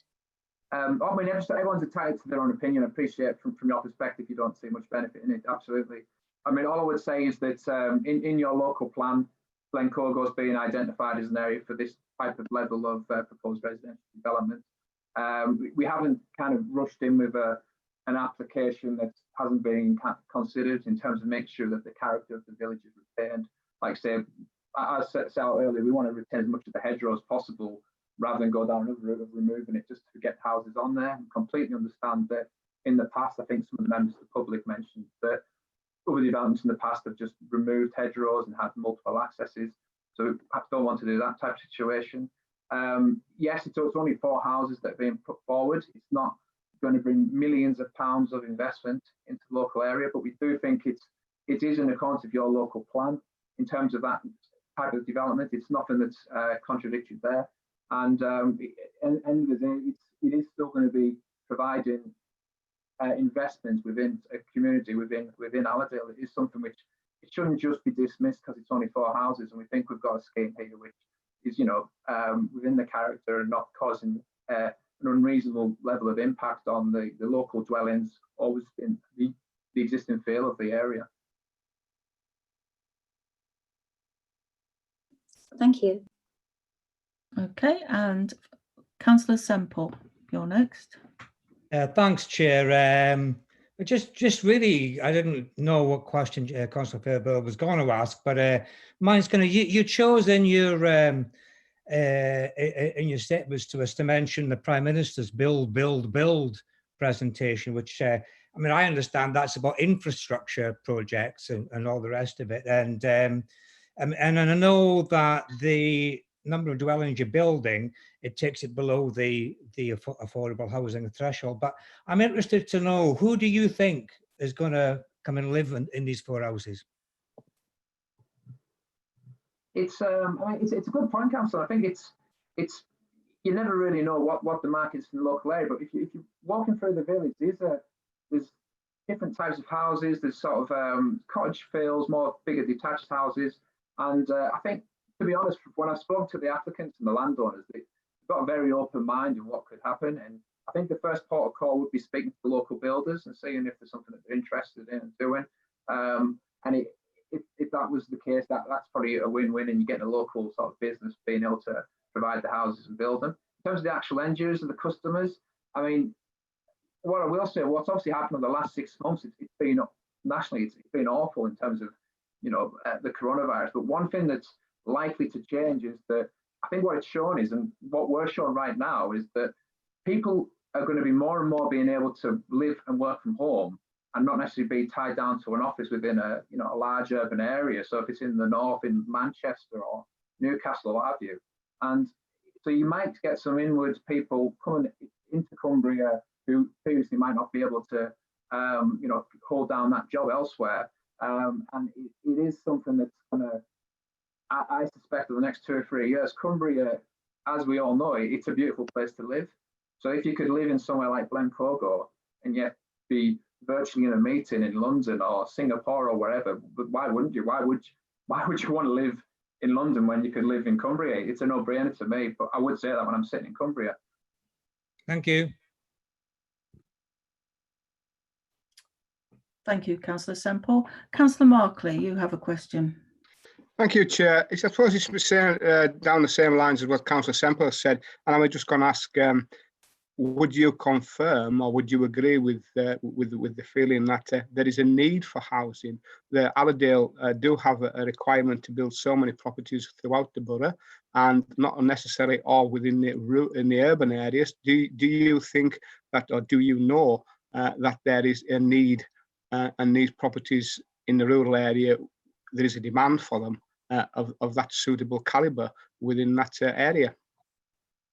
Thank you, Councillor. Yeah, no, I think there is a demand, and I think it's shown historically in how housing's been delivered within Allerdale. But obviously, you know, your senior plan officer and planning manager will be able to speak in more detail than me on that. But also, it's just the way that the world is going at the moment as well. These rural locations, you don't want to be someone in the middle of nowhere, out on a hill in the Lake District, but where you've got an existing community which is connected to nearby services. That these are the areas that people are going to want to live in, because they want that work-life balance. They want to be in somewhere where they can switch the computer off and relax and go for a walk down a country lane. So there's definitely demand there, and I think these type of sites are going to come forward, and they also play a vital role in helping those local suppliers and local builders get their foot on providing houses, rather than, if everything was delivered from Workton as an example, all you would do is get national house builders building homes for people to go and live in. Where if you get these smaller schemes forward, these are the schemes with, you might have someone within the local area who would take that on and use local people to build local houses. And then while the people are there, the local people want to come in and move into those houses.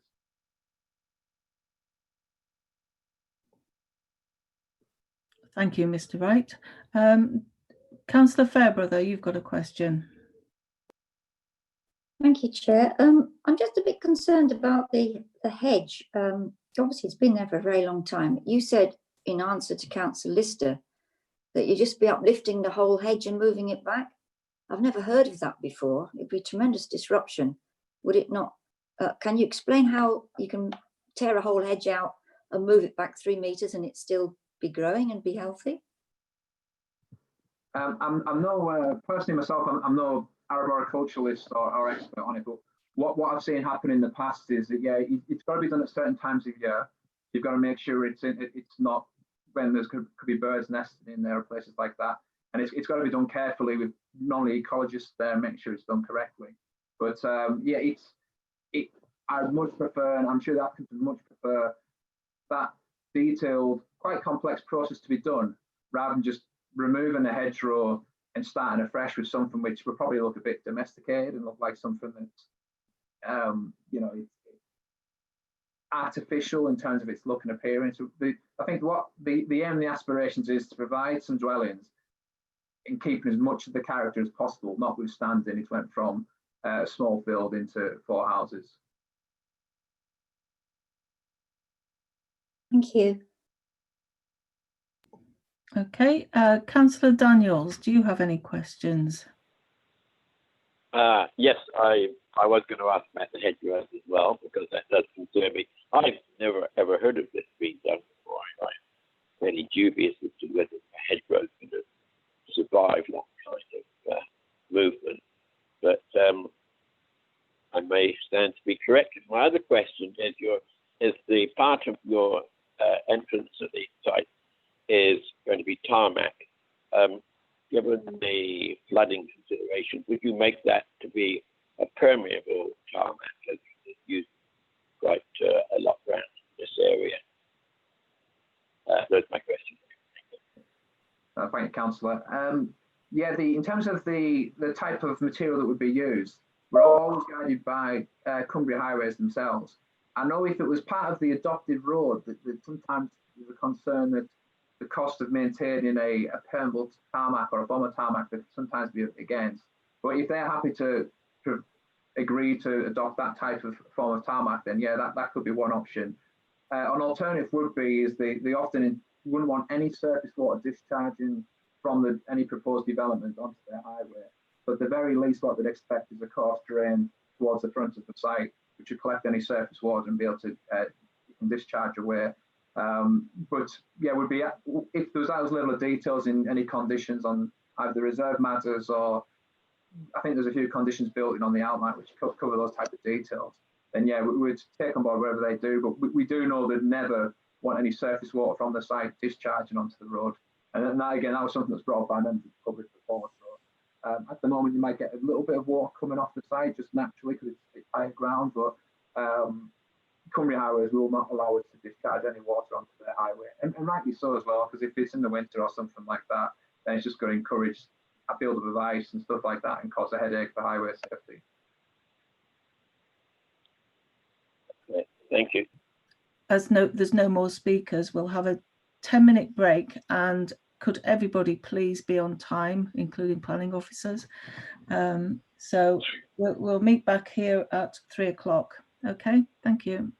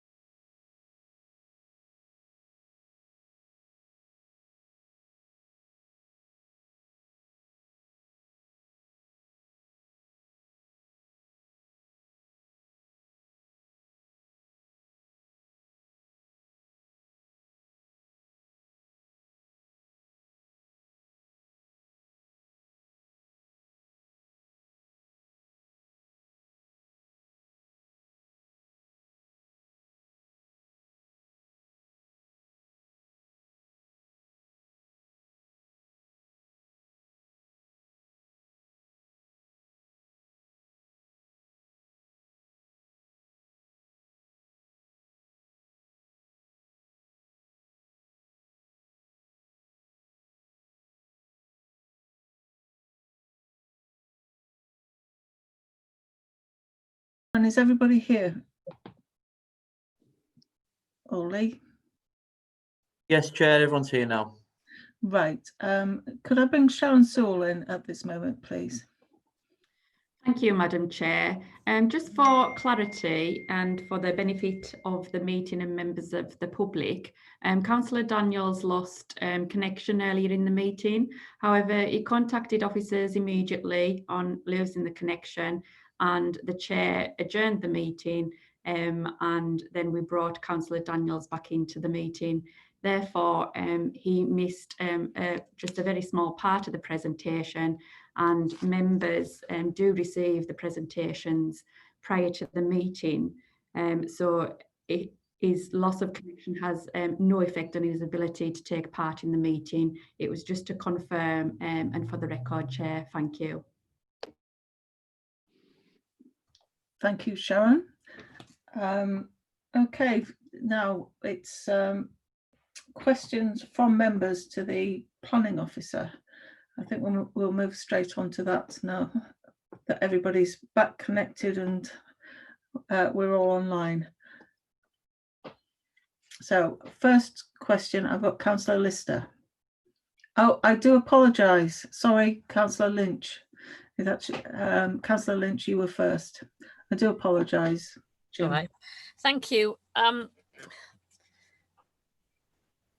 very concerned about the access and the fact that I did ask the agent about why that had changed from a previous one, and he said the county council had said that this was the best place to have the access, and they have on numerous occasions insisted it be 60 metres. I would like to know why the planning department are saying that 45 is sufficient when highways are not agreeing. I actually, living in Wigton, I know Blencogo very well, and I went to the site yesterday and I was concerned at the height of the hedge and concerned at the proximity of the access to that very sharp bend. And as I was going through, went past a large agricultural vehicle, and they're massive, as Councillor Markley has said there, and Councillor Lister, they're big vehicles. And that was very close to the bend goes around to the right, and then there's another one to the left that goes off to Bromfield. So I just wonder why the visibility display, the planners are not going with the 60 metres. Thank you, Councillor. Yeah, it's a valid point. I mean, what's the County Highway Authority, their response reflects what's in their design guide and the criteria. From an officer point of view, not just this particular site, but elsewhere in other villages, we've expressed exactly the same concern. It was seeking advice as to why a developer should provide a larger splay to that required for 30 miles an hour if that is what is the speed limit for that particular village. So our view would be that it's a law enforcement matter and that the splay should reflect what's required for a 30-mile village. Now, the standard highway authority response is if a speed limit survey is not undertaken to demonstrate the 30-mile-an-hour speed limit, then they will require 60 metres. If not, if obviously if the speed survey does come back, then it can go down to the 45. So we take the view that, well, if you're inside the speed limit, it's the village speed limit statutory limits that dictates the speed of the traffic. And if traffic is going higher, it would be unreasonable to require a developer to provide a splay higher than what's required for a speed limit of 30 miles an hour because of the traffic that's there. So we're saying, taking the existing conditions, it's this village speed limit that should dictate what size splay is required. And we disagree with the County Council's interpretation of the requirement for the speed survey in that instance. We have had similar instances in the past, exactly the same scenario, where the Highway Authority have been insistent on speed surveys on locations inside speed limits. And from Allerdale's officer's perspective, we take a different view, saying, well, any splay that's being provided should alternatively reflect what the speed limit for that part of the village. Can I just ask a supplementary, please? Can you just clarify then, if there is a 30-mile-an-hour speed limit, any access needs only to be 45 metres? If it was identified the speed of the traffic was doing 30 miles an hour, then the Highway Authority would normally seek 45-metre splays. It's only when they don't have the speed survey that they require the 60-metre splay. And just another question. I'm going back to again the initial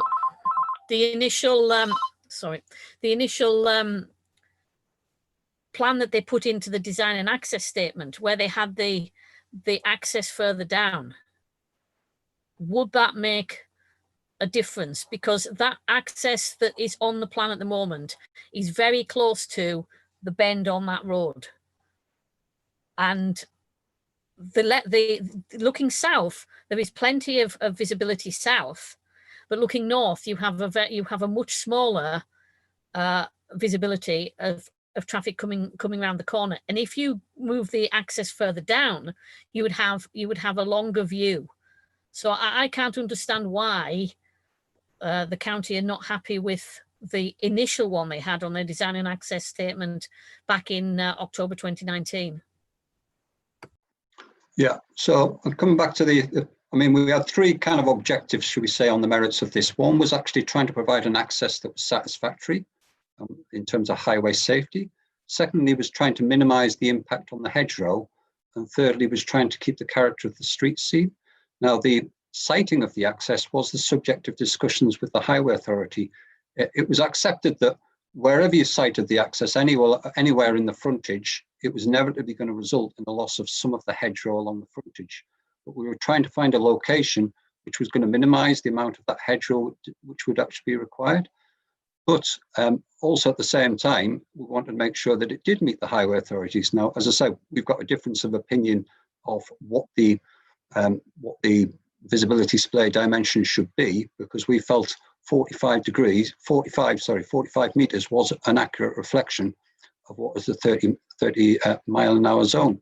So we think the displays as shown on the submitted plan are adequate and acceptable in a village location with a 30 mile an hour speed limit zone.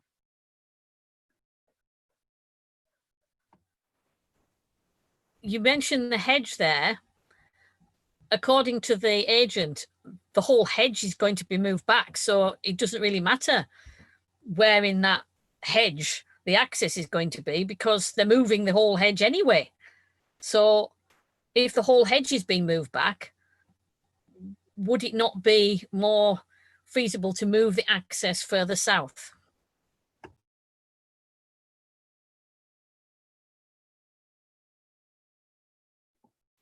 Right, so if I can just clarify, obviously the only reserve matters that's being considered as part of the application is access. Yeah, so landscaping would form part and parcel of what would be the reserve matters of any future application on the site. So as part of that, we would judge the merits of the landscaping as part of that. We've certainly safeguarded some aspects. I mean, I think one of the councillors mentioned about the eastern boundary on the edge of the site. And we've put planning conditions in to safeguard those features and the mature trees along that particular boundary. But the landscaping will be something that we'll look at as part of the reserve matters. And certainly from a planning officer perspective, we would be seeking to retain as much of the hedgerow as possible as part of the kind of submission. Now, we've judged the merits of this based on the illustrative plan that's being put forward. And you'll notice on the plan that we presented as part of the presentation, there's approximately of the 123 metres of the length of the hedgerow along the frontage, we estimate approximately 70 metres of that would need to come out for the proposed access as submitted. So we've endeavoured to try and maintain much of the hedgerow, and whilst certainly obviously that's a detail to be looked as part of the reserve matters in terms of the layout, from an officer perspective, we wouldn't see any purpose in actually taking out a hedgerow to replace it back in the same site. So we would like to minimise the impact on the hedgerow, and we would be seeking to, as I say, make sure that the landscaping is not adversely affected by the development. And that's why, as part of the illustrative plan and the access, we were showing what the actual extent of hedgerow would need to come out. And the intention would normally be to actually have the line of the hedgerow, the replacement hedgerow, that would have to then be resited back behind the line of the splays that are being required by the planning condition. So you end up with a kind of splay to where you get a large junction if the hedgerow itself. I think the objectors had a valid point that, and it was accepted if this access has gone through about quite a few amendments during the course of the process, and it was a valid point raised by the objectors that it wasn't just the hedgerow that would be obstructing the splay, but also the bank. And that, as a result of it, has prompted the amended plans, and the latest one showing that up to 70 metres, and that would include all the section of hedgerow to the north of the proposed access junction, which would then be replanted, and a normal intention would be to seek that to be replanted behind the line of the splay. But that would be something that would be judged as part of the reserve matters application. Okay, thank you. Yeah. Okay, Councillor Lister. Thank you, Chair. Yeah, I was going to ask about that as well, but I would just also like a bit of clarification about this footpath which heads down to the south, which is going to be a dead end. I can't see for the life of me why that's been put in, but it's there anyway. The other question I wanted to ask was on page 5.4. It's about the United Utilities. Now, usually in these reports, we just have like a cut and paste thing in from United Utilities that they're perfectly happy for the water to go into ordinary drains, but they're not going to take any of the surface water into their sewer. And United Utilities here are not saying that they are going to take any water into the sewer. You are just presuming that they will. And that, to me, is something very, very different to the majority of the reports that we have. Why do you think United Utilities in this instant would be quite happy to take rainwater into their sewer? Thank you, Councillor. Yes, I mean, clearly the two key lead responses on the drainage aspect are those of the lead local flood authority and also that of the United Utilities. United Utilities, or both stakeholders, have both responded based on the description and the details that have been submitted with the application. The application infers that the actual means of drainage will be via soakaways infiltration, and they provided the necessary details that's being put forward. It's accepted. They are only just marginally acceptable on this particular individual site, but based on that, United Utilities have raised no objections. Now, you will notice that as within the planning conditions, there's a specific planning condition relating to soakaways as part of condition number 7. on the consent. So we sought to make sure that we can actually get those details belt and braces as part of any details under the condition, and that may well include maintenance as part of that, which was raised by the representative, to make sure that those systems are satisfactory. Interestingly, the lead local flood authority did suggest whether or not there was the scope of a fallback position of actually a link into the public sewer as part of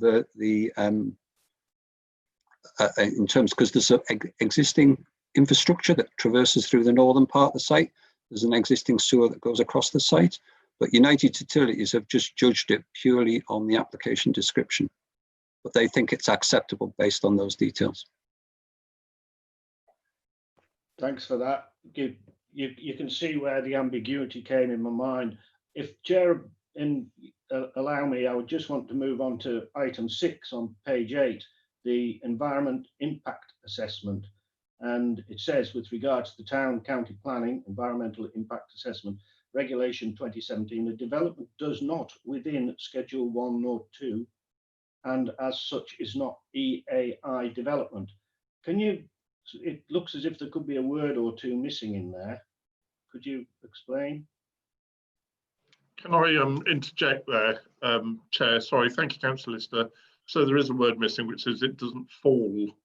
The word missing is fall. So it's not EIA development. So it's not development that requires an environmental statement under the EIA regulations. I mean, developments that usually require EIA development, environmental statements under the EIA regulations are far larger in terms of scale and impact than the proposal here. That's not to say there's not going to be an environmental impact of the development, but it's not EIA development for the purposes of those regulations. I think forgive me, Chair, can I also just take the opportunity just to clarify a few matters and follow on from what Steve is saying. The one thing that members will have to consider is, because access is not reserved, that is inevitably going to result in some of the hedge removal, approximately 70-metre length of it. So although landscaping is a reserved matter, you are in effect assessing the impact of the loss of that length of hedge. And as Steve has outlined, the site frontage is about 123 metres in length, so it's 70 metres of 123. I think paragraph 11.17 of the report says the majority of the hedge will be retained. Obviously, that's not the case with 70 metres length being lost of 123.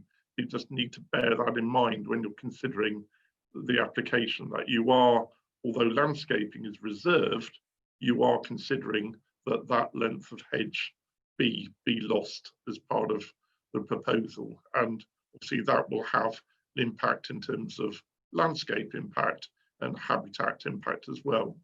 Just to clarify, in response from the agents talked about moving the hedge, that wasn't of officers' understanding. The officers' understanding was where the hedge is to be removed, that there'll be a new hedge replanted. There is an ability to move a hedge, but the normal route is actually to plant a new hedge of field species. So as you probably members will be aware, the normal process, which members may have a view on, it's not material to the determination of this application, is that hedges are commonly netted to protect birds nesting in them, and then that ensures that there is no species in there, and the hedge is then removed. Obviously, sections of hedge can be removed without planning permission being required anyway. So the safeguarding when the reserved matters is submitted for the landscaping is that areas of hedge the areas to be retained need to be coming in as part of that landscaping reserved matters. So in effect, that is all of the hedges on all 4 sides except for that 70-metre length, which is flanking the proposed access. So I think a councillor asked earlier on about what there's a visibility displays either side. Yes, so that's 5 metres in both directions. So you take a point from the edge of the metalled highway, you measure 2.4 meters backwards, which will take you into that bank, and then it's 45 meters in both directions, the 45 meters being appropriate for a 30-mile-an-hour zone, which is obviously the site falls within.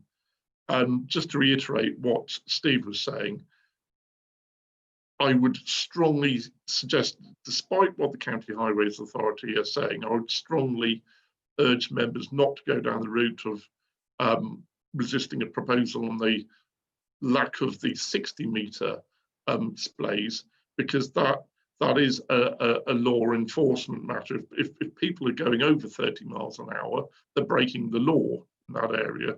So it can only be reasonable to insist on a visibility splay for traffic going up to the speed limit there of 30 miles an hour. And the 30-mile-an-hour splay is the 45 meters in both directions. But as we said as officers in the report, there is going to be irrevocable change. You know, there is going to be that landscape harm as a result of that hedge removal, and you will have to consider that very carefully, members, in your assessment of the application. Apologies. Thank you, Chair. Okay. Sorry, Chair, can I just make a little suggestion before we move on? Sorry to take up so much of everybody's time. The drawing that we have, which is page 6, it might have been quite useful if we'd had 2 drawings, sort of one showing rather more detail before and one afterwards sort of thing. It's not terribly clear on this where the hedgerows are going to be before and where they would be afterwards. Sorry to be a bit of a nag. Simon, do you want to come in there? Could just clarify on that point, because what we clearly asked as part of that plan was to denote the areas that would be safeguarded. And so, for example, you'll notice a slight difference in the colour scheme in the hedgerows. So the kind of balloon element of the hedgerows, it demarks the ones that are, should we say, likely to be removed or taken away and replanted. And then the section at the southern end of the site is the section of the hedgerow which you can clearly mark, I think it's in black, which shows the hedgerow which is then to be retained, the unaltered section. You're quite right, Councillor. Obviously, normally what we would normally have is that the landscape and details will be submitted as part of the reserve matters, and that will be then clearly shown the actual kind of precise routing of the hedgerow, both to accommodate not only the access, but obviously the footpath as well. Thank you. Thank you. Councillor Daniels, you have a question. Thank you, Madam Chair. Yes, and unfortunately, I'm going to go back to this hedgerow because I'm completely confused about it now, Simon, because now we were originally going to have it moved, which I thought was a bit bizarre. Now you're saying they would replant the hedgerow. Now, I've seen replanting of hedgerows. Some of them are as small as, 6 inches or whatever meant to centimetres out. Are we looking at replanting as a mature hedgerow? Because basically, if you're only planting a very small one, it'll take years before it's any use to any birds. And then I'm looking at the 1128 and 1129, which talks about putting in back boxes. Now, this apparently is not going to happen. So is there any, I mean, we know that bats follow hedgerows. This hedgerow is now going to be moved. What implications are those to the situation? And is there any thought about how these back boxes may then be, with this tree gone, may be reinstated? And if I look at 1120, I'm sorry to go on about this, 1129, the retention of the hedge and trees on the remaining boundaries will provide undisturbed habitat for nesting birds. And it strikes me as this is not actually the case if it's all going to be moved. Or are you talking about the hedgerows at the back of the site? So I know it's a lot of questions, but there we go. I am very concerned about this hedgerow thing. Thank you, Councillor Daniels. Yeah, probably the agent's comments weren't very helpful in that regard. The officers, so just to clarify, you've got an application in front of you, which is an outline application with access being considered at this stage. So if you're just parking the matter of the hedges, which are not affected by the access at the moment. So the one matter you do know as councillors, as part of this proposal, as Steve explained, is that there is a length of hedgerow on that road frontage to be removed to enable to enable the access and its associated visibility displays to be implemented. So the visibility displays 45 metres in either direction, 90 metres in total, will involve the loss, because that 90 metres is the hedge is not smack on the actual metalled highway. That 90 metre visibility display will result in approximately 70 metres of hedgerow frontage to be removed. There is actually already a gap in that hedge where that tree was felled, as you saw on the photograph. So it is the actual length of hedgerow to be removed is actually slightly less than the 70 metres, but the length of hedgerow is about 70 metres to be removed. Beyond that visibility display, that hedge, as far as officers are concerned, is to be retained. So the remaining hedge along the frontage and the hedge on the other three boundaries. And condition 5, proposed condition 5, which is on page 19 of the paper copy of the report, is essentially saying that when the applicant comes in to submit the landscaping reserve matters, they will show the retention of the hedge and the A, B, C, D, E, F, G, H, I, J. What that's referring to is all the way of the hedge except for that 70 metre section to be removed. So what you're considering today is the principle of development for dwellings and the access, which is obviously the highway safety issues, which members you've discussed at length about the visibility displays, and this is really important, the implications of providing that visibility display, which is the removal of approximately 70 metres of hedge. The remaining hedge is, if you grant permission today, they would still have to come in with the landscaping reserve matters.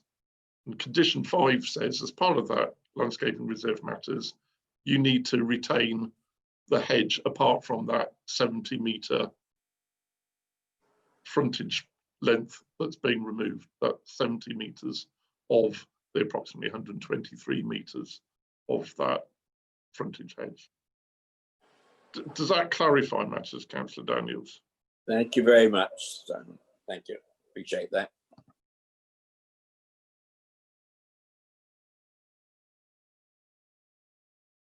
Oh, sorry. Next, I've got Councillor Markley. Right. Confirm for me, please, because I think you heard you say, Simon, that you do not need planning permission to take a hedge out. If that is correct, why are we discussing taking a hedge out? If it's not correct, it's the height of the hedge. And clarify for me again, please, the landowner is quite within his right to chop the hedge down to the minimum height it needs to be, then it would not be a problem. Could you clarify for me, please, whether I'm true or that's right or not? Thank you, Councillor Markley. So you don't need planning permission to, what I said, and I use my words very carefully, is that for a removal of a section of a hedge, you don't need any approval under planning. The hedgerows themselves, if you actually, for a certain length of hedge, you actually need, because they're protected by the hedgerow regulations, you would need approval from the local planning authority. So at the moment, that length of hedge is protected under the hedgerow regulations. You don't require planning permission, but it's protected under hedgerow regulations. I think if the applicant applied under the hedgerow regulations and subsequently got it removed, they wouldn't be doing themselves a favour, because obviously then they'd be removing the balance between the natural and built environment. And we as officers consider that the retained hedge, apart from the removal of that necessary for the access, is vitally important. It is necessary as part of the balance between the natural and built environment to make the development acceptable. If the landowner actually, if the applicant, the developer, removed more than the hedge necessary to form that access, more than the approximately 70-metre length, then I think you'd find that the officer recommendation would be different. Now that's why we've got condition 5 in place, because we're expecting, as part of the reserve matters submission, to have that retained hedge in place as part of the reserved matters. So there's nothing stopping, Councillor Markley, the applicant putting a notification in under the hedgerow regulations. I wouldn't advise them to do that, because the chances then of success of a submission based on hedge removal more than what's necessary to form the access, I think would without prejudice of our opinions at the moment, but would tilt the balance in a different direction. And that's why we consider condition 5 to be necessary. I hope, does that answer your question, Councillor Markley? I think so, Simon. First of all, you clarified that the removal of the hedge is one thing. The other thing I said was the landowner could have maintained that hedgerow down to an extremely low height, which would not be removal. Is he within, the other landowners within ability to do that themselves? That's just a maintenance issue. Thank you, Councillor Markley. They could do, and as I've seen elsewhere in Blencogo, and the residents and the parish council watching this webcast will be aware that hedges have been relayed in Blencogo, and there is some of the hedges, the relaying has reduced the hedge quite significantly. And forgive me, I don't know if this is the direction of going, Councillor Markley, but obviously, because as residents have pointed out and the parish have pointed out, because there's the height of the bank, even if you reduce the hedge right down, because the hedge is sitting on top of the bank, that wouldn't still get where you need to be on the visibility displays, because you'd actually still need to remove the hedge completely on that 70-metre section to get your visibility displays. Because I think one of the speakers referred to the just over a metre height which you measure from, and obviously with that bank, the hedge is up high, so even if you drill the hedge down to a low height of, say, I don't know, 600, 700 mil stubs, that wouldn't be sufficient to get your visibility displays. The hedge would still be too high above the metalled highway. That's why the actual hedgerow needs to be removed completely. And as the speakers have also said, you need to actually remove some of the bank to get that necessary visibility display in. So just to come back at that, Chair, sorry if you forgive me, that's correct. I understand that now. So number one is you need planning permission to remove the hedge. Number two is that a farmer or the landowner can maintain his hedge to a considerable size or whatever it was. So I think the pictures that we have seen in the view that we've seen, we've got a massive big hedge, right, which in the area, but actually that could have been maintained down a lot. It is on a bank, right, but the pictures we have seen would not be as high as that now, and we probably wouldn't be having these discussions. So my opinion is we go back to the original discussion, and is it the planning permission for the houses? Simon has quite correctly explained to us the entrance and everything and the removal of the hedges, but I think we're just going to go around and round in circles, because we could leave this meeting and the landowner could maintain its hedge back down to a different size and come back again.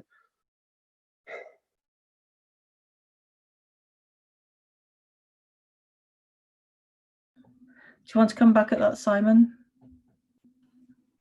Yeah, thank you, Chair. Thank you, Councillor Markley. Yes, they could. Obviously, landowners, and as you know, you see, following today when I was on site earlier today, I was following a flail on the back of a tractor. Hedges get relayed, hedges get reduced in height. So yes, that could happen. What I was just saying earlier is that obviously I think the condition and the height of the hedge to be retained is a material consideration in terms of the overall balance of the landscape character of the built and natural environment. And so that would it may sway members' views. It certainly would sway the officers' views. And we've based our judgment on that mature hedge at the moment on the four sides, and consider that it's acceptable in that overall balance for the 70-metre section to be removed. Still consider there's an appropriate balance between the natural and built environment with that 70-metre section removed. But that is based on a mature hedge setting, and that would be different if the landowner chose to reduce the hedge in height and then submit the application. Thank you, Simon. Next, we have Councillor Fairbrother. Thank you, Chair. I think we need to come back to the character of Blencogo and the fact that it's in a limited growth village, which was in the development principles in the local plan, and it's already had 21% increase in its housing. And I'm just wondering, this field with this big hedge on a big bank, which is outside the settlement limit, is the harm to the character of this hedgerow and the character of this part of the village, is it really worth it for just 4 houses? To me, 4 houses is not going to make the village any more sustainable, because it's only got a village hall, which used to be a school. The pub's gone, 2 buses a week, phone box gone. If you live there, you have to have a car to get to school, to get to work, to get to shops. And I can't see that the cost of losing that hedge, which you must remember is on a bank, therefore there's things living in the bank, there'll be hares in the bank, there'll be little dormice, there'll be all sorts in that bank. Because, and also someone said that there isn't many hedgerows like that left in the village. So I just feel that, why are we imposing on this village yet again with 4 houses, ripping out far too much hedge, which is supposed to be protected under policy S35, where it says protect existing hedgerows and trees and woodlands, which add to the local community. And it does say in 1129 that there's a degree of policy conflict as a result. And to my mind, unless the officers can convince me otherwise, I don't really think the destruction of the hedge and the ambiguity about the water leaking off site, the ambiguity about United Utilities not allowing water into their sewage, I just don't think it's worth it. And this hedge in particular, with the bank, you might find that when you take 70 metres out, you still can't see around the corner, which was another point made by one of the presenters. So it's a kind of question and a kind of balance to think, well, is it really worth it? I don't think so.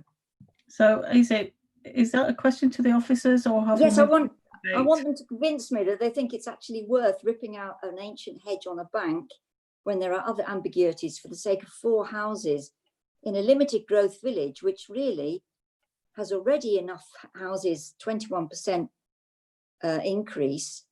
Is 4 houses going to make the village any more sustainable? And is the cost worth it for this hedge and the danger on the road? I don't think so. I just wonder what officers think. Can they convince us? Thank you, Councillor. Thank you, Councillor Fairbrother. We're not here to convince members. We're here to provide a balanced report. The officer's opinion is clearly laid out in the report.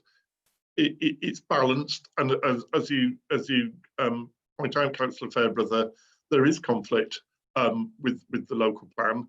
As members, what you're required to do is, as the officers are in bringing a recommendation, is weighing up all of those material considerations which are detailed in policies, including policy S35, and carrying out that balancing exercise. As you've been advised previously, it isn't at this juncture an equal balancing exercise, as you know, but that doesn't stop members coming to a different opinion to officers in terms of that balancing exercise. The limits of development in policy S3, they're not limits, they're not a ceiling. We have to look at it as an overall provision for the borough as a whole. What we wanted to do in that paragraph, in paragraph 11.7, is to make it clear to members what that level of growth is that Blencogo has experienced, so you're fully aware of those facts when you're carrying out that balancing exercise, because you've got the benefits of the proposal in terms of its contribution to the overall housing supply for the borough, and we as officers, we've obviously afforded weight to that benefit.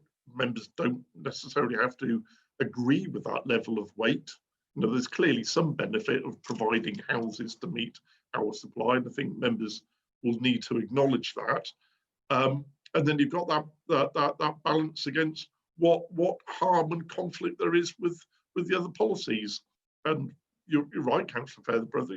Policy S35 is relevant, as is policies S4, S5, which deal with design character, S33 with landscape. But obviously the overall thrust of the local plan is the presumption in favour of sustainable development and delivery of homes and growth. It's very much the overall objective of the local plan. So you must take that into account in that balancing exercise. Officers have provided their opinion, but we're not, what we are charged with doing as officers is making sure, members, that you are fully furnished with the facts and that you are able to undertake that balancing exercise for yourselves, so that you can robustly and fairly make that decision.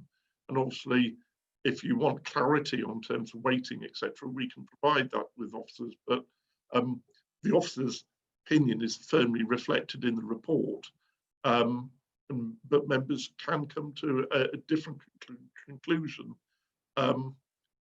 undertaking that balancing exercise themselves. So does that clarify, Councillor Fairbrother? Yes, thank you very much, Simon. Yeah, thank you. Right, I've got Councillor Lynch, and then we'll be moving on to debate, and I'll be asking for a motion after that. So, Councillor Lynch. Just to clarify, Simon, on the 70 metres of hedge, that will be removed. Is it being replaced by being moved backwards? That's the first thing. And secondly, how much of the bank will be removed to provide the 45-metre display, visibility display?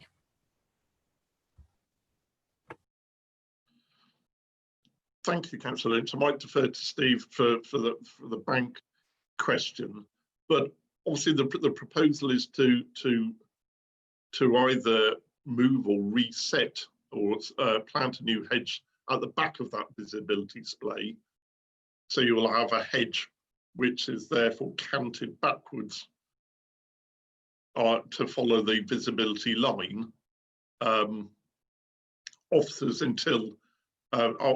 were under the understanding that would be a newly planted hedge rather than a relocation of the existing hedge.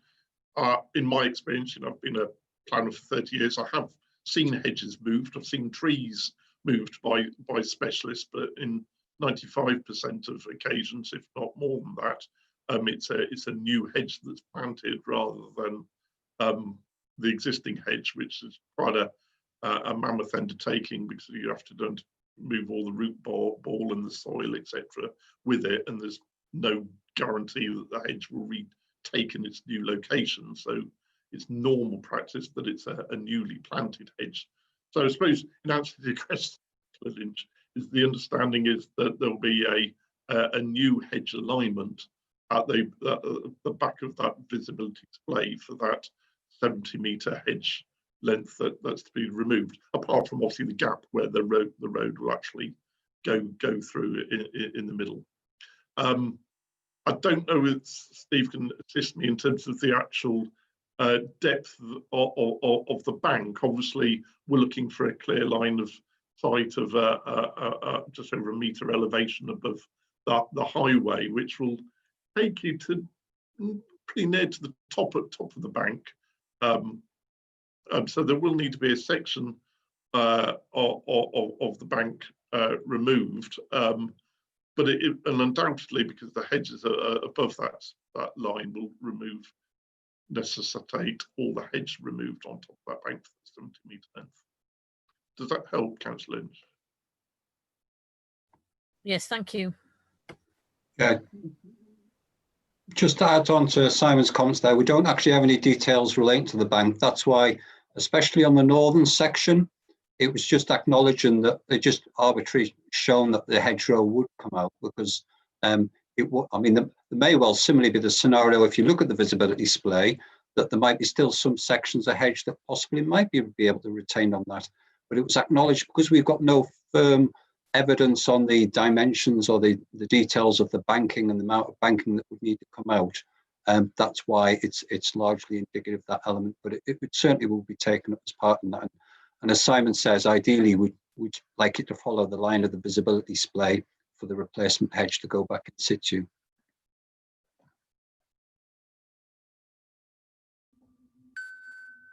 Thank you. I've now moving on to debate. I've got Councillor Markley. Chairman, thank you very much. I've listened to the debate, I've listened to all the information. Blencogo is a very desirable place to live in. It actually sits within a 2-mile area of 2 main roads, 595 and 596, where accessibility by buses, etc. is there. Just down the road, 2 miles down, there's 2 restaurants, 2 pubs. It is an actual good commuter area for people to travel to backwards and forwards through. People saying the size of the properties, well, you know, one would hope that these properties, people will move into these, freeing up houses down the line, which allows affordable properties in other areas for the younger generation to move into which are more affordable for them. So I do think there's a desire within Allerdale to build houses. We need to build houses. We need to build houses in the rural area to actually administer the people who want to live in the rural areas. It's their choice to live in this desirable location, which is not in the middle of nowhere. It's extremely accessible by highways and within walking distance and cycling distance from amenities. 2 or 3 miles from Abbey Town, Waverton, and just up the road from Wickton Silver. So I therefore move the recommendation, Chair. Thank you.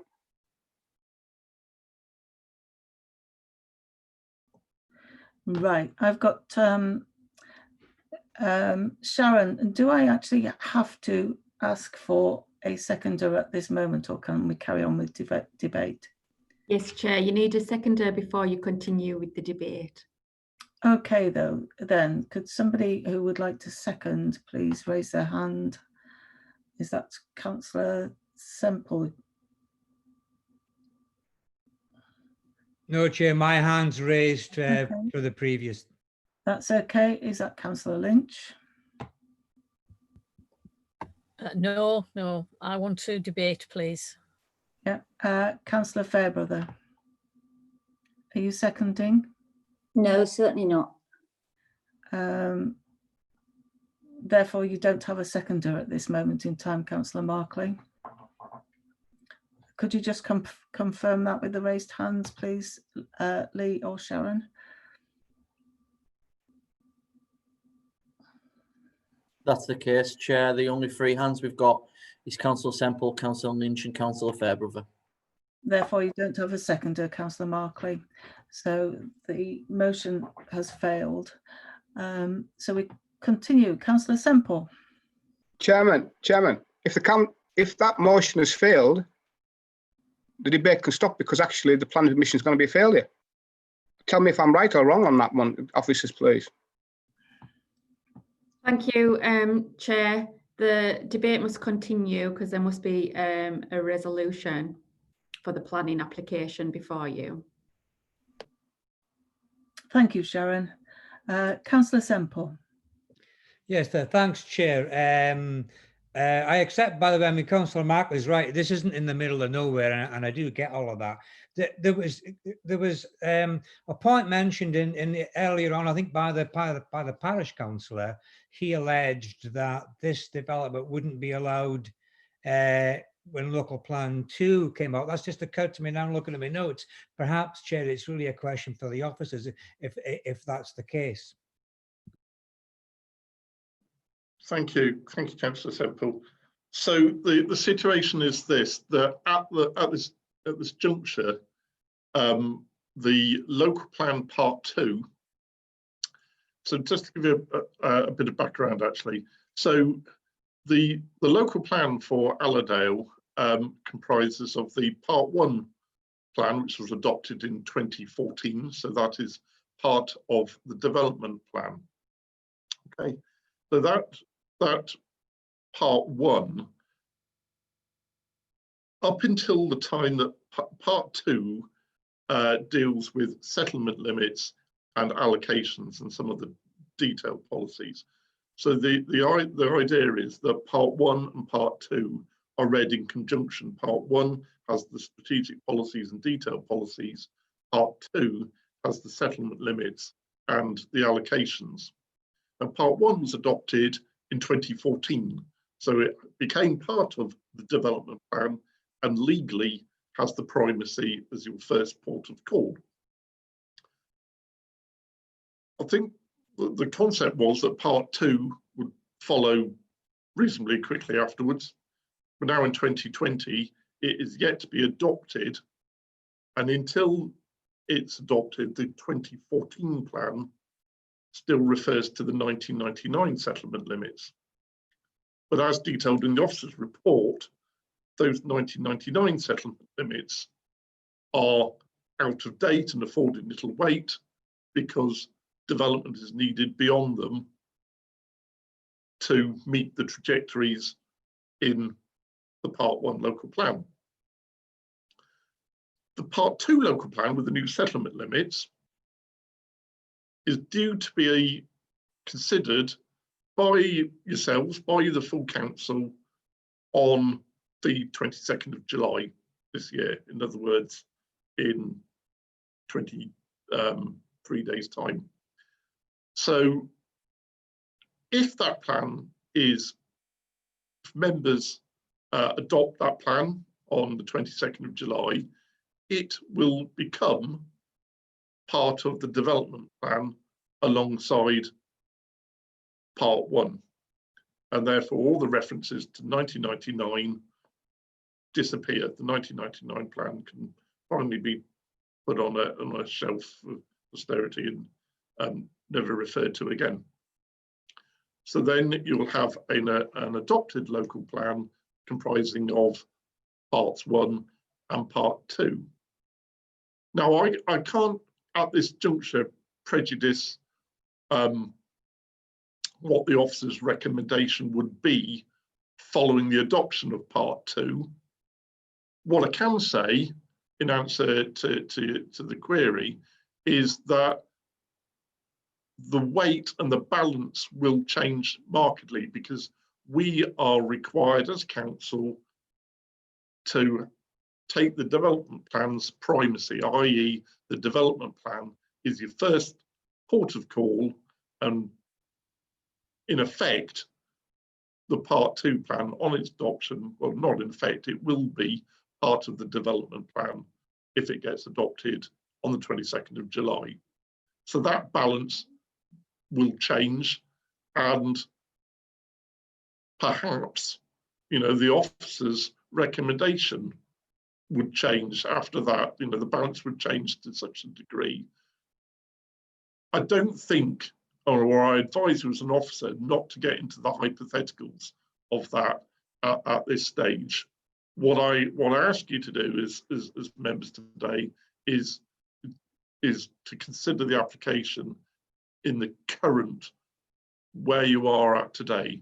And where you're at today is the weighting is clearly outlined in the officer's report, where the Part 2 plan is afforded substantial weight as a material consideration, but it's not part of the development plan yet. And so the development plan growth and the need to meet the trajectories still have that overriding weight. As I say, that balance of weighting will change upon the adoption of the Part 2. And, you know, that could happen on the 22nd of July, but I strongly advise you not to consider sort of the hypotheticals of what might happen on the 22nd of July. I would definitely advise you just to consider where we are today in terms of that balance and the weighting exercise, and seeing the officer's opinion as to where weight should fall in part 10 of the officer's report. Thank you, Chair. Okay, Councillor Semple, does that answer your question? Yeah, no, thanks, Simon. Yeah. I mean, as an ex-civil servant myself, I do get that we're looking at today's rules, not tomorrow's. But you know, I think it's quite complicated, isn't it? I think I've got it. Thanks, Chair. Thank you, Councillor Lynch. Yes, I'm very concerned about a number of things. The landscape harm with the removal of the hedge. By removing 70 metres of the hedge, you're actually losing 57% of that hedge, and I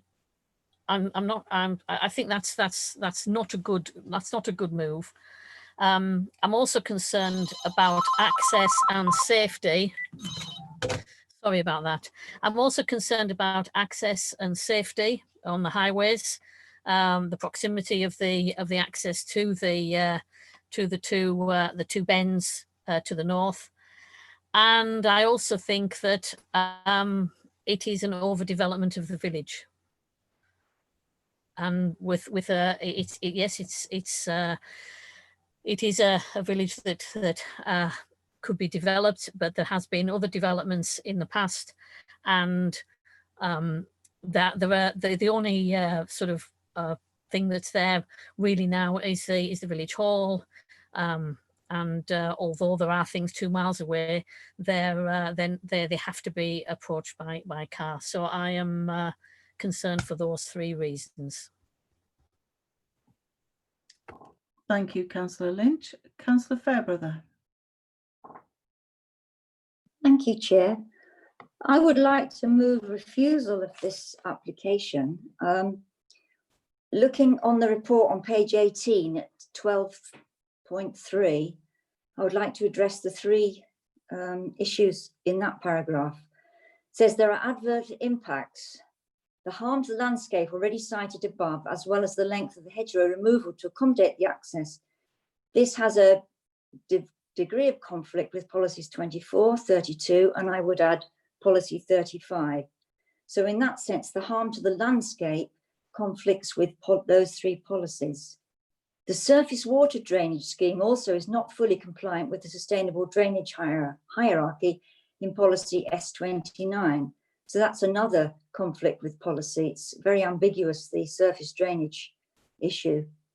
And further, the point that Councillor Lynch just made, that Blencogo has gone well above the 6% growth cited in policy S3, up to 21%. And I feel that going further to 27% is unacceptable. And that's how I would like to propose that we refuse this application on those 3 particular grounds mentioned in paragraph 12.3. Thank you, Councillor Fairbrother. Can I just want to clarify what are you, as an open question to you, are you saying that there is a degree of landscape harm there which outweighs other considerations for that first reason when you're quoting policies S24, S32 and S35 of the Allerdale Local Plan Part 1, you talked about conflict. Are you saying there's a particular level of harm that is outweighing the benefits of the proposal, or can I just?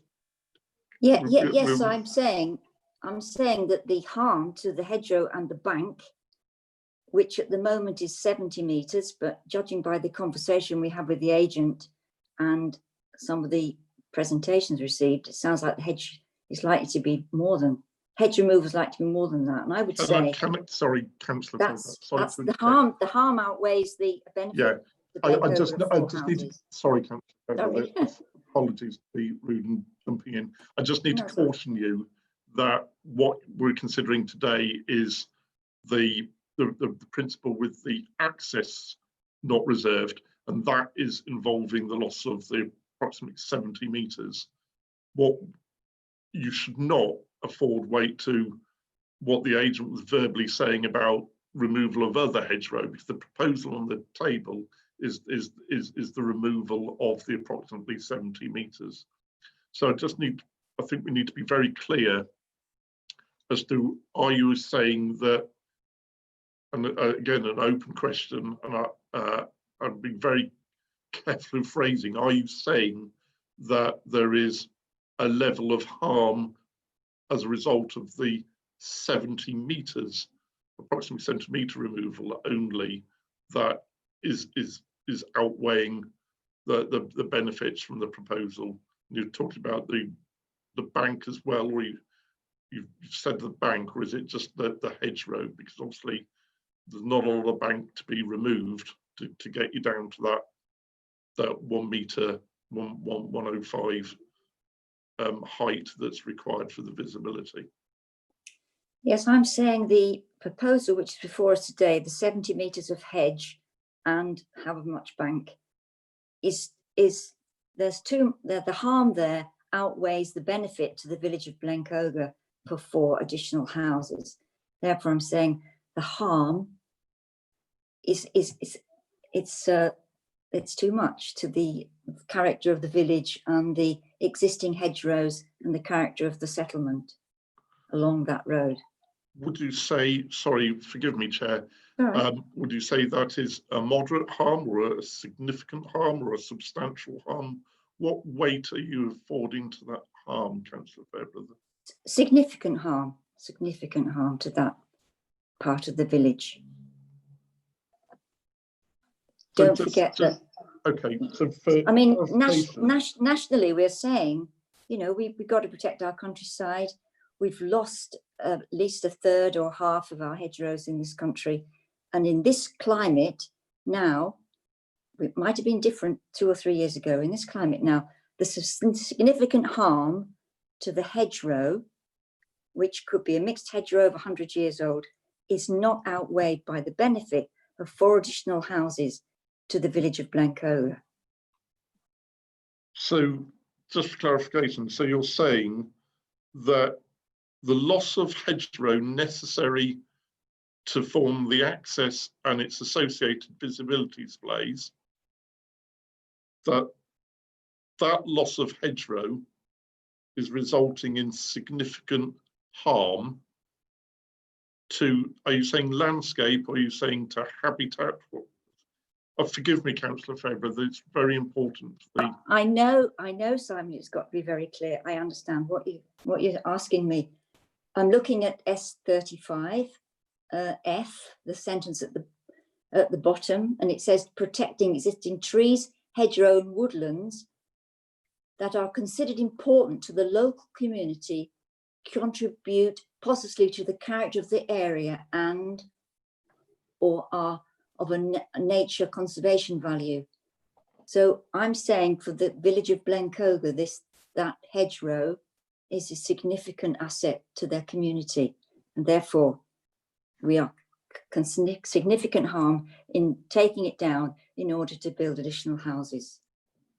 Okay, so if we take policy S35F, That's on page 139 of the local plan if members are referring to it. So policy S35F, developments, projects and activities will be expected to, and F, criterion F states, and I'll read it verbatim, protect existing trees, hedgerows and woodland, open brackets, including ancient trees and hedgerows, close brackets, that are considered important to the local community, contribute positively to the character of the area, and or are of a nature conservation value.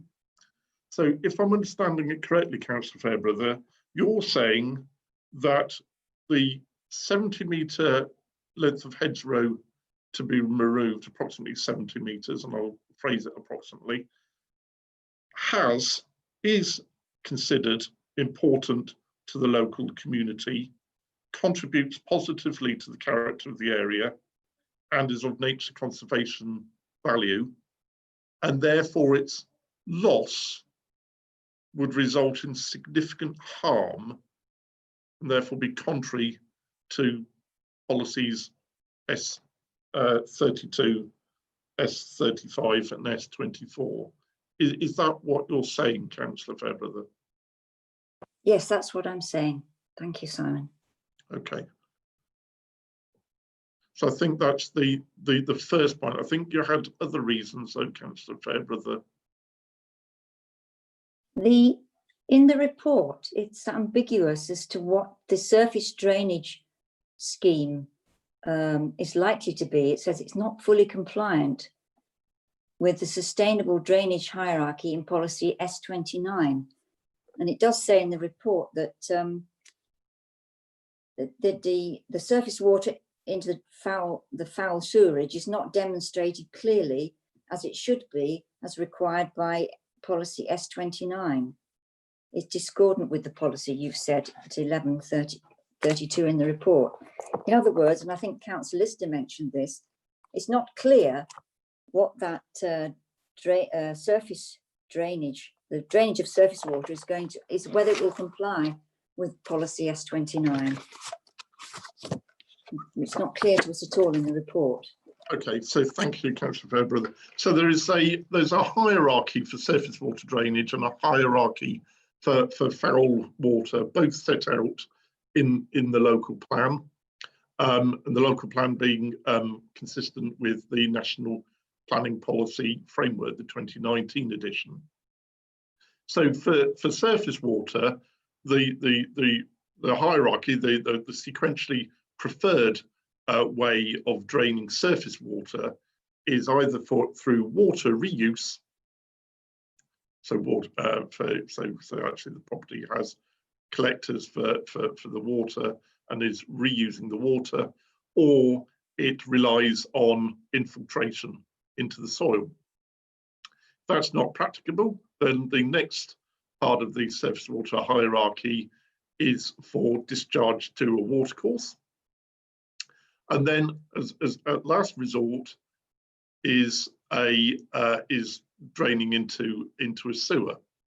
And when you are designing the system, say to a watercourse, the sustainability principles are that you try and use SUDS, so sustainable urban drainage systems, so which has the benefits of not only regulating the water discharge off the site to the existing greenfield runoff rates, but it also has the cleansing required as well as part of that system.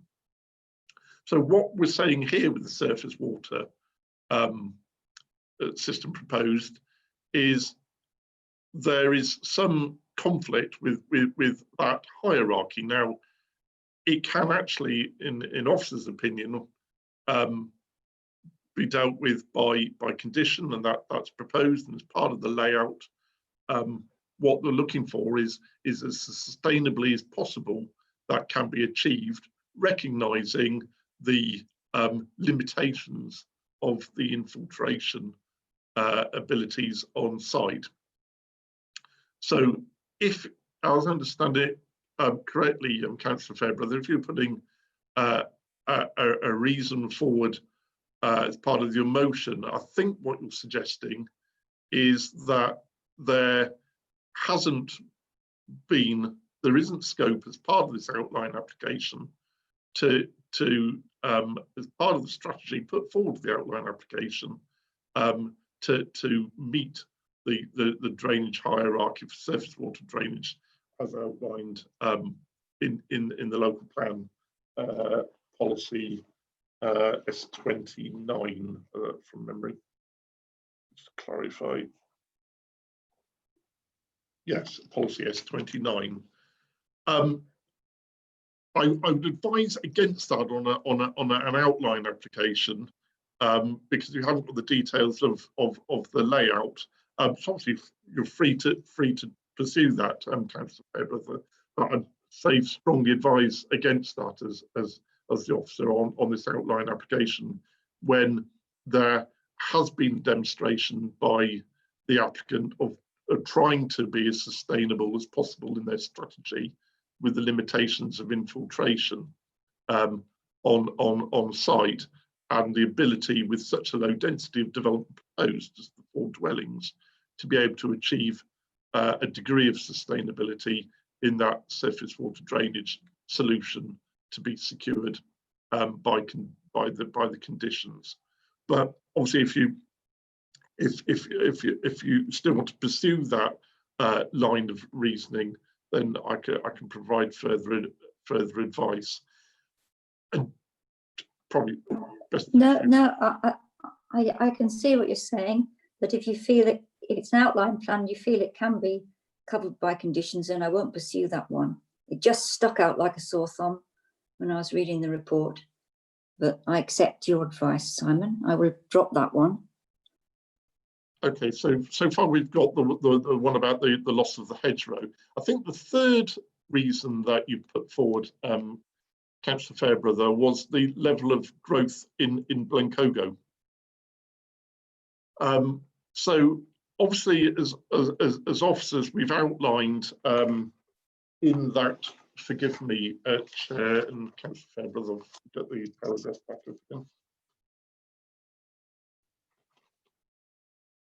Yes, paragraph 11.7, members, about the level of growth. The current proposal would increase the level of growth to 27%, which is significantly more than the 6% growth envisaged for the plan period overall. And obviously officers have then gone on to say in 11.7, the A, B, C, D, etc. B is particularly important in that regard, that the 6% cited under policy S3 is not a ceiling. And that's a very accepted principle across the country in terms of the fact that those growth parameters are not a ceiling. I think if you're going down that route at this juncture as a reason for refusal, there need to be evidence as to what pressure that level of growth was actually putting on the services and facilities of Blencogo in terms of its infrastructure to the degree that it's unsustainable. And what I would do, Councillor Fairbrother, is just advise that obviously we haven't got statutory consultees saying that there's going to be an impact on the infrastructure, and we're only talking about four dwellings, which is not a sizable quantum of development proposed. But I'm obviously happy to advise further, Councillor. Thank you. Could I just jump in here?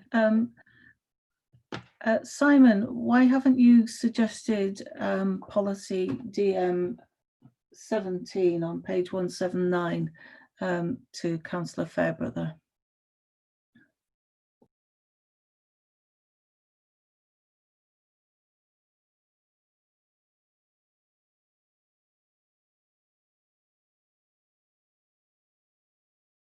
Thank you, Joe. No, it is relevant. DM 17 on page 179. It is an adopted local plan policy consistent with the National planning policy framework. Sorry, Chair, I was just referring to the relevance of the policies that were cited by Councillor Fairbrother.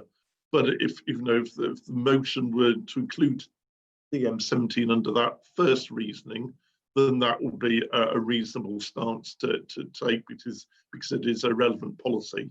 As I say, I was just responding to the policies cited by Councillor Fairbrother. Thank you, Simon. Councillor Fairbrother, do you have anything to add? Yeah, thank you, Chair. Yes, in fact, that's an even stronger point for the hedgerow. The only reason I included the overdevelopment of Blencogo was I was just trying to balance the fact that if we needed to lose a hedgerow, can you balance it by the needs of the village? But I'm quite prepared to drop that and just say that I would propose for refusal on the grounds of the loss of what appears to be an old hedgerow, although obviously we might need to find out a bit more about it. But it says here, a tree or hedgerow survey will be required to accompany a planning application. So I still would like to stick with the first issue about the hedgerow and leave the other two, which obviously are weaker arguments. But I guess I was trying to balance my argument about the hedgerow, saying, well, Blencogo, does it need 4 extra houses? I'm quite prepared to drop that and just leave the first issue of the hedgerow, the loss of the hedgerow. And thank you, Councillor Fairbrother. Are you saying that that reason alone is of a weight, and that harm is of a weight as a single reason to outweigh others when considered against the plan as a whole, considering the benefits of the dwellings being proposed? Yes, I am saying that, yes, yeah. I think that's a very strong argument not to be developed this side. I don't know whether I've got a seconder, but thank you for taking me through that. Yes, obviously, Chair, obviously the officers would disagree, but it's obviously open for members to come to a different balance. Thank you, Chair. Just for my own mind, could I, Councillor Fairbrother, could you just clarify the exact reasons that you are putting forward to refuse this planning application, and if you can include the policies that you're referring to as well, please? Thank you, Chair. Yes, it's getting a bit complicated now. I would propose refusal of this planning application, outline planning application, due to the loss of the hedgerow for access as described in policy S35 section F, because that would be a loss of the hedgerow and the rural character of that part of the village, and also backed up by DM17, which also wants to protect the hedgerows and woodlands, which are important to the local community, which contribute positively to the character of the area. So that is my main point of refusal, those two policies, the loss of 70 metres of hedgerow. Sorry, Chair, can I just interject? I think we just need a bit finesse on this balancing exercise. So I just need to clarify. When I queried before, I think you identified that the hedge to be lost, you considered it an important to the local community, and you considered it contributed positively to the rural character of the area, and because of its nature conservation value. Correct me if I'm wrong, please. That's correct, Simon. Yes, you're more practiced at me than being precise. No. But I need, so because obviously the applicant is listening to this, as are the community, so they need to be very clear what you're saying, Councillor Fairbrother. Yes. And you identified that was significant harm as a result. Yes. And you're saying that that significant harm has that conflict with policies S24, S32, S35 and DM17. Yes, yes. And that harm outweighs any benefits arising from the proposal. Yes. Okay, thank you, Chair. Thank you. I've got Councillor, I need a seconder, so I'll go through the list of people that wanted to speak to see whether or not they're willing to second. Councillor Daniels. Yes, I will second that motion. I was going to say a few other things, but I think everything already been said, but I would second Councillor Fairbrother's motion, absolutely. Okay, you can carry on and say what you were going to say as well. Well, I was going to say, I've been concerned quite a lot lately that we seem to be approving green spaces in villages, which are, being gobbled up for housing, for the detriment of our environment, and it is becoming quite prevalent in our area. And I take Councillor Markle's point of view that yes, we need to build more houses, but what we really need to build is affordable houses, because that is what is needed in our area. And it's very nice. I have no problem with aspirational desires of people to move into a very nice village and to buy a very nice house, but I think we need to be concerned how those villages are kept and how housing is allocated and where it's needed. Thank you very much. Thank you. So Councillor Markley. Thank you, Chairman. Just a couple of things. I mean, don't get me wrong, I'm all for the environment. I'm fully in accordance with the environment, and I fully agree with the environment. But I just think, number one is the landowner could maintain his hedge, and that hedge wouldn't have been as big, so probably wouldn't have been having this discussion. It's 11.3 on page 11 of the report. It says here, Blencogo is identified as a limited growth villages in the settlement hierarchy. It is therefore recognised as a substantial location for future housing growth. And if you follow on of the paragraph, it says it will go to 6% of the Allerdale housing. So bearing in mind what we're saying, what I'm trying to say is there is a need for housing throughout Allerdale, and people will move out of the towns into rural areas so they can commute to work, which will free up more affordable houses in some of the other areas where people want to live. Some people don't always want to live in the rural areas, and some people don't want to live in the urban areas. So you've got to have that balance. And I think that the balance in for the rural areas for these 4 properties would free up other houses in the urban areas to allow people to live there. It's a chain of housing. People move out of one house, go better up, and on it goes. So you've got to be aware of that. And these are only 4 houses in a rural area where the developer did say there is a need and there is a necessity for these properties. So, it's a difficult balance, especially when it says there at 11.3 there. So I'm just going off the papers I've got in front of me and the local knowledge that I have. Thank you.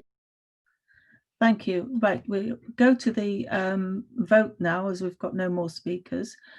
So Lee, could you take the vote, please? And that is for refusal of planning application. Yeah, we have Councillor Lister wants to speak before you move on to the vote. Ah, missed it. Sorry. Sorry. No, I was very slow to put my hand up. I didn't realise you were going to the vote. I just wanted to bring attention to, in the local plan book on page 124, and it's about the surface water drainage. And it says here, the council will expect all developers to demonstrate that they have separated surface water from foul drainage to remove pressure on foul drainage system. And this application clearly does not. Okay, carry on with your vote. Thank you, Councillor Lister. So just for the avoidance of doubt, can we have a vote for planning application, for refusal for planning application OUT/2019/0036? And could I go to the planning officer to outline the reasons for that refusal, please? Forgive me, Chair, just be a second and I'll get my piece of paper to hand. So the reason for refusals, the hedgerow to be lost to facilitate the access, including the visibility displays, has been identified as considered important to the local community and contributes positively to the rural character of the area and is of nature conservation value. Its loss would result in significant harm, contrary to policies S24, S32, S35 and DM17 of the Allerdale Local Plan, Part 1, 2014. And this harm is not outweighed by any benefits arising from the proposal.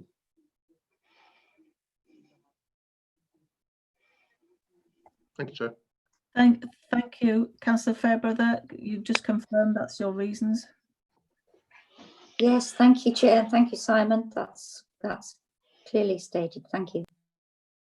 Right, we'll go to the vote. Thank you, Lee. Thank you, Chair. Members, as we've done previous votes, I will go through the list alphabetically. If you can indicate whether you vote for, against, or you abstain from the motion that was proposed.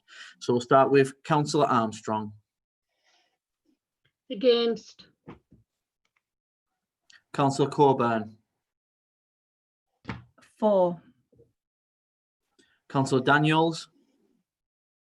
Councillor Daniels for the motion. Councillor Fairbrother. For the motion. Thank you. Councillor Horsley.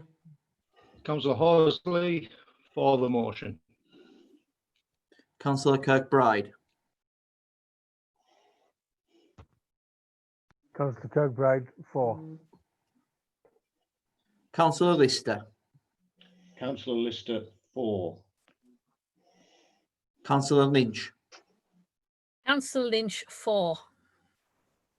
Councillor Markley. Against recommendation. Councillor Semple. Councillor Semple for. Councillor Smith. Councillor Smith against. Councillor Tyson. Councillor Tyson for. Thank you. Chair, we have 9 votes for the motion, 3 against, no abstentions. Thank you. Thank you. Therefore, the motion has been won and planning application OUT/2019/0036 has been refused. Thank you.